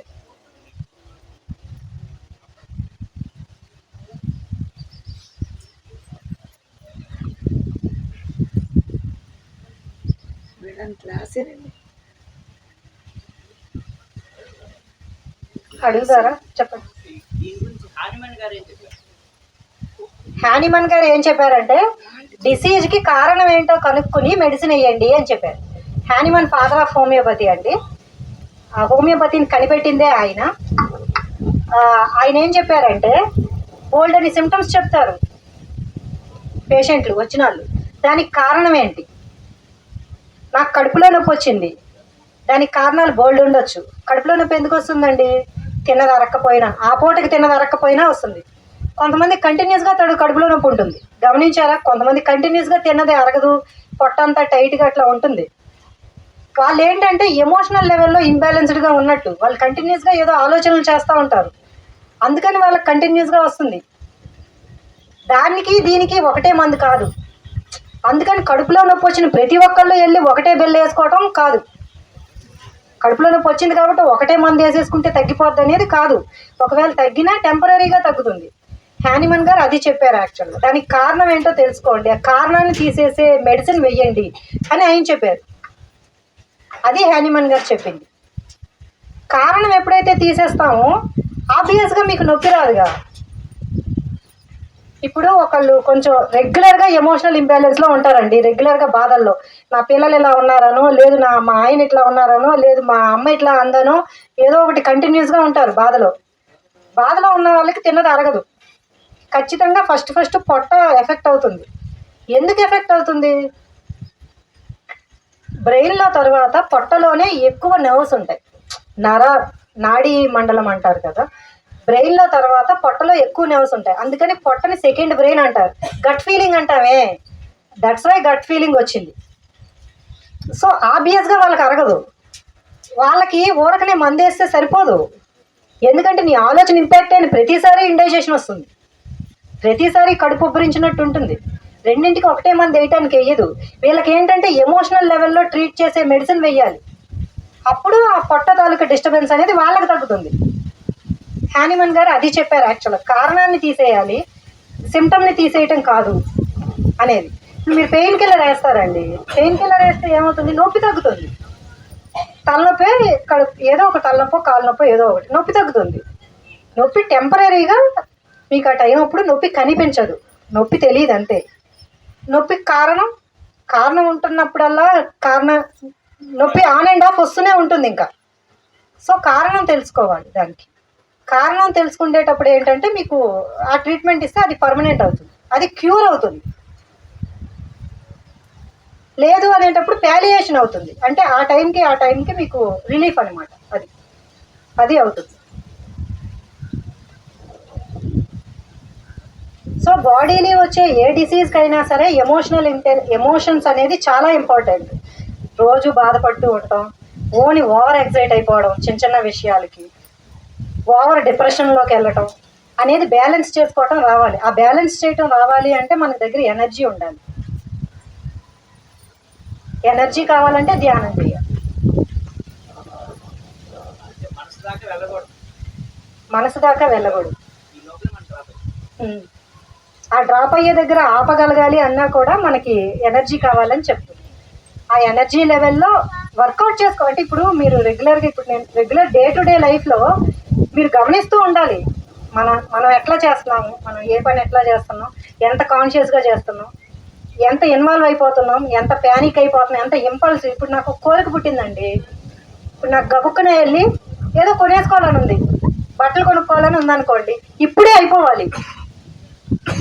వస్తావా రా, నేను ఇప్పుడే కొనుక్కుంటా అనేది ఇంపల్స్ కదా. అది నేను చెక్ చేసుకోలేదు అనుకోండి, అది కంటిన్యూస్గా ఇంకో మనిషిని కూడా సఫర్ చేస్తుంది కదా. సో అది చెయ్యాలంటున్నాను. అది ఆ లెవెల్లో రావాలి అంటే చాలా చాలా ధ్యానం చేయాలి. ఆ ధ్యానంలో వచ్చిన ఎనర్జీని వీటికి వాడుకోవాలన్నమాట. బ్రెయిన్లో బ్లిస్ మాలిక్యూల్ అని ఒకటి ఉంటుందండి. అంటే ఏంటంటే ఆనందాన్ని ఇచ్చేది. దాన్ని యాక్టివేట్ చేసుకోగలగాలి యాక్చువల్గా. అప్పుడు బయట పరిస్థితులు మనల్ని ఏమీ ఎఫెక్ట్ చేయలేవు. బయట పరిస్థితులు కానీ, బయట మాటలు కానీ, ఏదైనా పరిస్థితే కదా. సో ఏదైనా కానీ ఎఫెక్ట్ చేయలేదు. బ్లిస్ మాలిక్యూల్ని యాక్టివేట్ చేసుకో. దేనికైనా ధ్యానమే, ఇంకొక మార్గం కూడా లేదు. ఎందుకంటే లోపలికి వెళ్ళి బయటకు వచ్చేది అది ఒక్కటే, శ్వాస ఒక్కటే. శ్వాస మీద ధ్యాస పెడుతున్న కొద్దీ ఏమవుతుందంటే మన బ్రీదింగ్ మీద మనకి కంట్రోల్ ఉంటుంది. ఇప్పుడు చూడండి, ఒక యాక్చువల్గా మెడికల్ బుక్స్ ప్రకారం బ్రీదింగ్ అనేది ఒక 17 to 18 టైమ్స్ అట్లా తీసుకోవాలి 1 minute. హార్ట్ బీట్ అనేది 70 to 80 beats per minute అని చెప్తారు కదా. తక్కువ అయితే ఏమవుతుంది?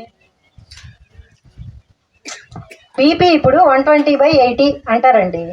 120/80 లేదనుకోండి, ఎవరికైనా 110/70 చూపించింది అనుకోండి, అమ్మో మేడం నాకు లో బీపీ వచ్చిందా, నేను ఇది తాగేస్తా అది తాగేస్తా అంటారు. ఈవెన్ నా దగ్గరకు వచ్చిన వాళ్ళు కూడా. ఎందుకు అంత కంగారు? బాడీ డిఫరెంట్ కదా.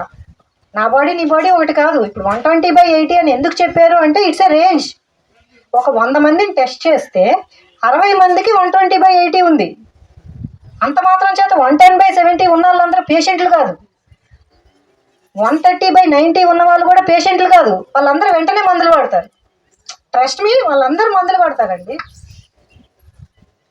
ఎందుకని మీ బాడీని మీరు నమ్మరు?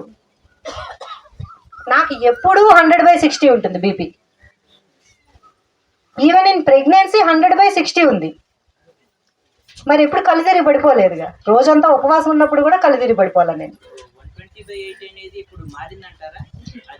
120/80 ఏంటంటే అండి, యాక్చువల్గా WHO నామ్స్ ప్రకారం రెగ్యులర్, ఇప్పుడు ఒక ఏజ్ గ్రూప్లో ఉన్న వాళ్ళకి ఇది నార్మల్ అని చెప్పి వాళ్ళు ఒకటి రిలీజ్ చేస్తారు. అదేంటంటే రేంజ్ చూసి రిలీజ్ చేస్తారు. ఇప్పుడు వాళ్ళు ఒక 1000 మందినో, అంటే నేను 1000 అనేది చెప్తున్నాను ఎగ్జాంపుల్గా, ఒక 1000 మందిలో ఒక 700 మెంబర్స్కి 120/80 వస్తే ఇట్స్ ఏ నార్మల్ రేంజ్ అని చెప్తారు. అంత మాత్రం చేత 130/90 ఉన్న వాళ్ళందరూ పేషెంట్లు కాదు అంటున్నాను. 130/90 ఉన్న వాళ్ళు పేషెంట్లు అవ్వచ్చేమో, కానీ అందరూ పేషెంట్లు కాదు. అది గుర్తించకుండా అందరూ మందులు వాడటం స్టార్ట్ చేస్తారు. మందులు వాడుతున్న దగ్గర నుంచి అది ఎక్స్ట్రా ఇంకేదో తింటున్నట్టు కదా. దాంట్లోంచి వచ్చే ఎండ్ ప్రోడక్ట్స్ కూడా లివర్ ప్రాసెస్ చేయాలి కదా. అప్పుడు లివర్ మీద బర్డన్ పడుతుంది కదా. అప్పుడు హెల్త్ డ్యామేజ్ అవ్వట్లేదా? ఎందుకని 30 yearsకే హార్ట్ అటాక్లు వస్తున్నాయి? ఇది వరకు ఉన్న ఎమోషన్స్ కూడా లేవు. ఇది వరకు ఉన్నంత బ్యాలెన్స్డ్గా కూడా ఇప్పుడు ఉండట్లేదు చాలా మంది. ఇప్పుడు పిల్లలు ఉన్నారు, ఇప్పుడు కావాలి వెంటనే ఇచ్చేయాలి. ఇస్తావా ఇవ్వా? దానికి మనం ఏం చేస్తున్నాం? మన పిల్లలకి మెడిటేషన్ చెప్పాలిగా, కూర్చోబెట్టాలిగా మనతో పాటు. వాళ్ళకి తెలియాలి కదా. అది నేను అంటుంది. మేడం చిన్న సమస్య చెప్పండి. నాకు 160/80 ఉంది లోగడ 5-6 ఏళ్ళ క్రితం బీపీ. 170 దాకా వెళ్ళి ఇప్పుడు నార్మల్ 120/80. మందులు వేస్తున్నారా? మందులు వేస్తున్నా బిళ్ళలు. అయితే వేయాలా వద్దా అని అడుగుతున్నా. ఎప్పుడు మాట ఇప్పుడు 1 year బట్టి అదే రీడింగ్ 120/80 రీడింగ్. షుగర్ కూడా నాకు కాళ్ళు అవుతున్నాయి. షుగర్కి టెస్ట్కి వెళ్ళా 1 year క్రితం. టెస్ట్కి వెళ్తే ఒకళ్ళేమో 200 ఉందన్నారు, ఇంకొక అతను 300 ఉందన్నారు, దీనికి వచ్చి 300 ఉందన్నారు. ఏంట్రా అని నేను ఆలోచించా. అట్లా బిళ్ళలు వేసి ఒక నెల ఆపేసా. బిళ్ళలు ఆపి మళ్ళీ డాక్టర్ ఫోన్ చేశా. బిళ్ళలు నువ్వు ఆపేసి టెస్ట్కి వెళ్ళమని హైదరాబాద్ ఫోన్ చేసి. అప్పుడు టెస్ట్కి వెళ్తే 190 ఉంది 190 షుగరు. ఎప్పుడు చేసినా 5-6 నెలల మట్టి 190 ఫిగర్ చేస్తుంది. అప్పుడు బిళ్ళలు మానేశాడు, షుగర్ బిళ్ళలు. ఇది బీపీ మాత్రం వాడుతున్నా. పూర్తిగా మానేశారుగా మీరు షుగర్ బిళ్ళలు? షుగర్ మానేసాను, నార్మల్ గానే ఉంటుంది. అంటే ఇప్పుడు మీకు ఏం పని చేసింది? ఏంటిది అంటే మీకు ఏం అర్థమైంది? షుగర్ లేదని అర్థమైంది. షుగర్ లేదని అర్థమైంది. ఎందుకు అర్థమైంది? మీకు షుగర్ లేదని మీరు నమ్మారు కాబట్టి మీకు అర్థమైంది. టెస్టింగ్ వెళ్ళే కాబట్టి అర్థమైంది. టెస్ట్ అనేది మీకు ప్రూఫ్ అండి. ప్రూఫ్ అయిందా? టెస్ట్ అనేది మీకు ప్రూఫ్, మీ నమ్మకానికి కారణమైంది అది. ఇప్పుడు బీపీ వీళ్ళు అయ్యమంటారా వద్దా మేడం? బీపీ బిళ్ళలు మీరు ఆల్ ఆఫ్ వేసాడని మానేయరుగా? మీరు ఎన్నాళ్ళు అయింది మానేసి? అంటే స్టార్ట్ చేసి అసలు మానేట్లు 5-6 ఏళ్ళ మట్టి వేస్తాను బీపీ బిళ్ళ. 6 ఏళ్ళ మట్టి నార్మల్ గానే ఉంటుంది, అయినా వేస్తాను. 120 ఉంటుంది, 125 మీరు చెప్పి రీడింగ్ ఉంటుంది. చెయ్యాలా వద్దా? ఇదేంటంటే బిలీఫ్ సిస్టమ్ మీద పనిచేస్తుందండి. ఇప్పుడు మీకు ఈ రోజు బీపీ బిళ్ళ మానేశారు అనుకోండి, మానేసిన కాడి నుంచి నాకు మళ్ళా బీపీ ఉంటుందేమో అన్న థాట్ ప్రాసెస్ లోకి వెళ్ళారు అనుకోండి, మీకు మానేసి ఉపయోగం లేదు. అదే మీరు నేను వెయ్యకపోయినా కానీ తగ్గుతుంది అని చెప్పి మీకు ఎప్పుడైతే 120/80 స్టార్టింగ్ లో వచ్చిందో అప్పుడే మీరు ట్రై చేశారు అనుకోండి, నేను ఒక నెల మానేసి చూస్తా, లేదు 2 నెలలు మానేసి చూస్తా అని అనుకున్నారు అనుకోండి, మీరు ఆ పని చేయలేదు యాక్చువల్గా. ఎందుకంటే మీరు నమ్మలేదు. అదే చెప్తున్నా, ఎందుకంటే మీరు నమ్మలేదు నాకు తగ్గిపోతుందని.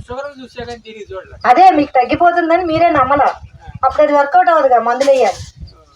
అది నేను అంటున్నా. అంత మీరు నమ్మగలిగితే, అంత బిలీఫ్ సిస్టమ్ మీరు, అంత బిలీఫ్ సిస్టమ్ తో ఉండాలి మీరు.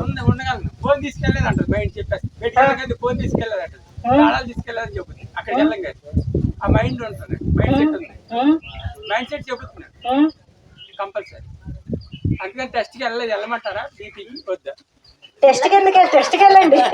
అలాగే ఇప్పుడు బిళ్ళ మానేసి టెస్ట్కి వెళ్ళమంటారా లేదా అని నేను అడిగేది. మానేసి చూడండి. అయితే 1 or 2 days మానేసి చూడండి. ఇప్పుడు మర్చిపోయినట్టేగా, మానేసి చూడండి. అప్పుడు మీ బిలీఫ్ సిస్టమ్ ఎట్లా వర్క్ చేస్తుందో కూడా చూసుకోండి. అది చూసుకోకుండా అవ్వదు. అంటే గుడ్డిగా వెళ్ళొద్దు. అంటే గవర్నమెంట్ ఇస్తున్నారు ఆ బిళ్ళలు వేసి చిన్నవి. ఏవైనా కానీ అండి, గుడ్డిగా వెళ్ళడం అనేది మూర్ఖత్వం. పూర్తిగా సపోర్ట్ లేకుండా నేను ఉంటా అని అనుకోవటం అనేది మూర్ఖత్వం. ఎందుకంటే మనకు అంత లెవెల్ ఆఫ్ కాన్ఫిడెన్స్, అంత లెవెల్ ఆఫ్ శక్తి ఉందా లేదా అనేది కూడా క్వశ్చన్ కదా. అది నేను అంటుంది. అది ఇంకా అండి,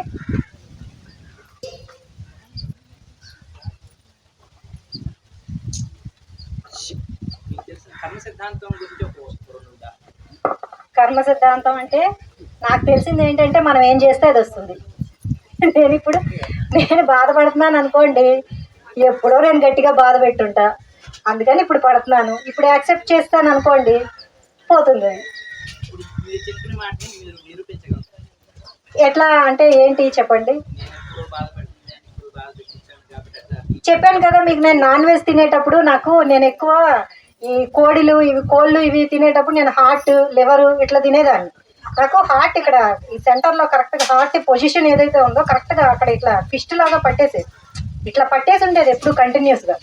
నాన్ వెజ్ మానేస్తూ ఉండి నేను అన్నింటికి సారీ చెప్పుకుంటా ఉంటే అప్పుడు నాకు అది అట్లా రిలీజ్ అయ్యి తగ్గిపోయింది.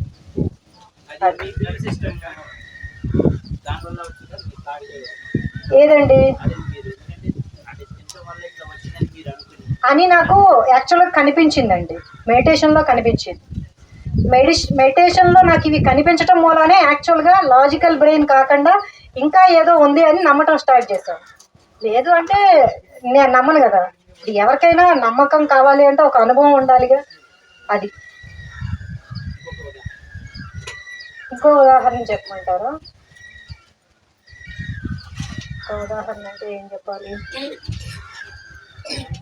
నా దగ్గర జరిగిందా? ఇప్పుడు ఎవరికైనా కాళ్ళ నొప్పులు వచ్చాయనుకోండి, ఎవరో ఏదో జన్మలో వాళ్ళకి కాళ్ళు ఎరగొట్టినట్టు నాకు ఇది కూడా ఒకరు చెప్పారు, యాక్చువల్గా ఒకరు షేర్ చేశారు. అది ఇంకేంటండి? ఏంటండి? బ్లడ్ షుగర్ తగ్గాలి అంటే హెల్దీ లైఫ్ స్టైల్ ఉండాలండి. హెల్దీ లైఫ్ స్టైల్ అంటే ఏంటంటే మనం ఎంత తినాలో అంత తినాలి, ఎంత వాటర్ తాగాలో అంత వాటర్ తాగాలి. అన్లెస్ మీకు ఆర్గానిక్ చేంజెస్ ఏమీ లేకపోతే, అంటే లోపల ఆర్గానిక్ చేంజెస్ ఏమన్నా వస్తే అవి కూడా రెక్టిఫై చేసుకోవాలి. అవేవి లేకుండా ప్యూర్ సైకలాజికల్గా అనుకోండి, ప్యూర్ లైఫ్ స్టైల్ పరంగా అది వచ్చింది అనుకోండి, లైఫ్ స్టైల్ ఏమంటారు వాటిని, ఆ లిమిటేషన్స్ లేదు వాటి మూలాన వచ్చింది అనుకోండి, ఖచ్చితంగా ఫుడ్, వాటరు, మన ఆలోచనలు అవి బ్యాలెన్స్ చేసుకుంటే మీకు బ్లడ్ షుగర్ కంట్రోల్లోకి వచ్చేస్తుంది. వ్యాయామం ఖచ్చితంగా చేయాలి. వ్యాయామం రెగ్యులర్ ఫిజికల్ యాక్టివిటీ ఉండాలి కదండి. అంత చేయాలి, అంతే. Very good. చెప్పండి ఇంకా.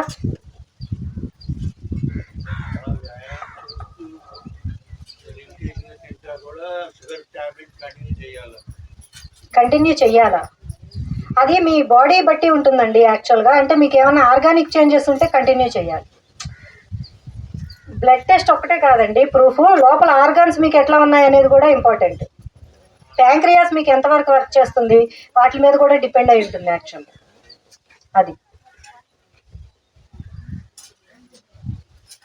ఇంకా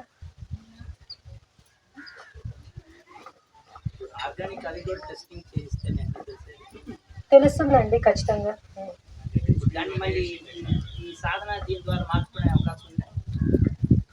మార్చుకునే అవకాశం ఉందా అంటే నేను యాక్చువల్గా మెడిటేషన్ పరంగా చెప్తే లేదు అని చెప్పలేనండి. ఎందుకంటే కాంది ఏదీ లేదు, అది నమ్ముతా నేను. కాంది ఏదీ లేదు కదా, కాంది ఏదీ లేదు అని చెప్పి మీరు కూడా నమ్మాలిగా, మీరు ఆ లెవెల్లో ప్రాక్టీస్ చేయాలిగా. అది నేను అంటున్నాను. అది కాకపోతే వర్కౌట్ అవ్వదు కదా. ఇప్పుడు మీరు ఆల్ ఆఫ్ ఏ సడన్ మానేయండి అని నేను చెప్పలేను, ఎందుకంటే it's purely dependent upon your emotional state. ఇప్పుడు నేను స్లీపింగ్ పిల్స్ పడేసా డస్ట్బిన్లో. అందరికీ నువ్వు పడేయని చెప్పను, ఎందుకంటే వాళ్ళు పడేయగలగాలి, అప్పుడు పడేసినా పర్వాలా. అది కదా, అది నేను అంటే.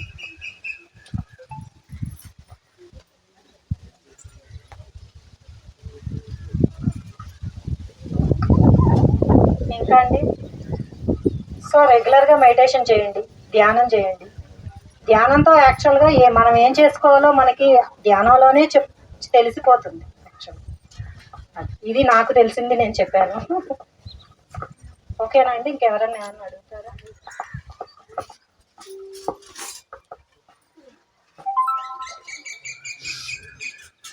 ఆంటీ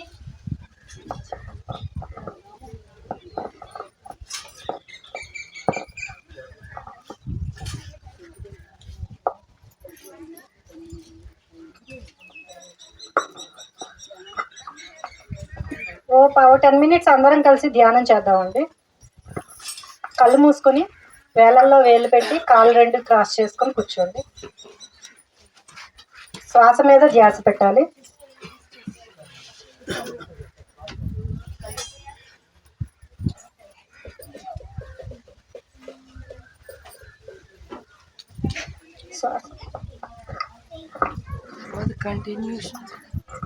తర్వాత కంటిన్యూషన్ ఉంటుందా మేడం?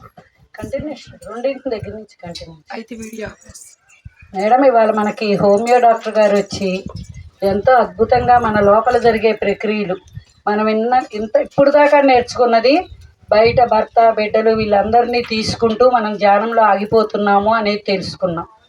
నేను కూడా ఇప్పుడు చిన్నగొల్వేపల్లిలో శంకరాచార్యుల వారు చెప్పిన వివేక చూడమని చెప్తున్నా. శంకరాచార్యుల వారు ఇదే చెప్పారు, బయట బంధాల నుంచి ఎలా బయటపడాలి, వీళ్ళ నుంచి ఎలా ఎంత బయటపడినా ఎక్కడో కాస్త మనకు వచ్చేస్తుంటుంది ఆవేశాలు. ఆ ఎమోషనల్ గురించి ఎంతో అద్భుతంగా చెప్పుకొచ్చారు. అది మనలో పోయాయి అంటాకి లేదు, పోతున్నాయి అన్నము అవన్నీ మనం చేయలేము. జారశక్తి పెరుగుతున్న కొద్దీ, సత్యం తెలుస్తున్న కొద్దీ ఆత్మ గురించి మనం దాటిని దాటగలం. అది దాటటానికి సత్యం తెలియాలి. నేను అక్కడ చెప్పేది అదే. నేను దేహాన్ని కాదు, 3 దేహాలను కాదు, పంచకోశాలు కాదు, పంచకోశాల్లో ఎక్కడెక్కడ ఎంతెంత శక్తి ఇస్తున్న ఆత్మగా నేను ఆత్మని, నేను ఇదేది కాదు, నేను అది, నేను ఇదేది కాదు అది అనుకోండి. మనం అట్లా అనుకుంటుంటేనే దాంతో ఉండగలం. లేదా మనము మన ఇంట్లోనూ సంసారంలోనే నిర్వాణం, మళ్ళీ ఎక్కడికి వెళ్ళి చేసేది లేదు. మనం ఎంత ఎదిగామనేది మన చుట్టూ మాస్టర్లు తెలియజేస్తారు. ఎక్కడ ఎదగలేదో అనేది ధ్యానం చేస్తూ మనము అద్భుతంగా తయారవ్వాలి. అలా మేడము మనం అందరం పడేది ఎక్కువ. ఇప్పుడు 1-2 సార్లు అడిగారు, కానీ ఎమోషనల్ అనేది మన అందరికీ వస్తుంది. ఆ ఎమోషనల్ బ్యాలెన్స్ అవ్వటానికి మనము లేకుండానూ ఉండకూడదు. ఆనందం వస్తే అనుభవించాలి, దుఃఖం వస్తే దాన్ని లోపల, న్యూటన్ సార్ చెప్తారు, లోపల అణిచివేస్తే ఆ దుఃఖం అనారోగ్యంగా ట్రీట్ అవుతుంది. అందుకని అన్నీ ఉండాలి, బ్యాలెన్స్ చేసుకోవాలి. బుద్ధుడు మధ్య మార్గం అన్నది అదే, వేదాల్లో అతి సర్వేతర వర్జ్యేత్ అన్నది అదే, ఎమోషనల్ బ్యాలెన్స్ అన్నది అదేను. ఇంత చక్కగా మనకి లోపల వివరణ చెప్పారు. ఏం మేడం, అందరూ ధ్యానం చేసుకుందాం, కాసేపు మనతో మనం కలిసి ఉందాం. మన లోపల బుద్ధి గుహలో జీవుడు ఉన్నాడు. ఆత్మ యొక్క ఎక్కువ చైతన్యం అక్కడ ఉంటుంది. 3 దేహాల్లో బుద్ధి జ్ఞానం లేదా అని ఇందాక మేడం అన్నారు చూడండి. బుద్ధి అనేది ఆత్మతో కలిసి ఉంటుంది. ఎప్పుడు మనం ఆత్మని పట్టించుకోనందువల్ల ఆ బుద్ధి కూడా మనసుతో కలిసి మన అటు ఇట్లుగా ఉంచింది.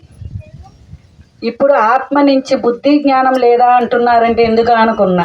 నిన్న వివేక చూడమనిలో చెప్పారు,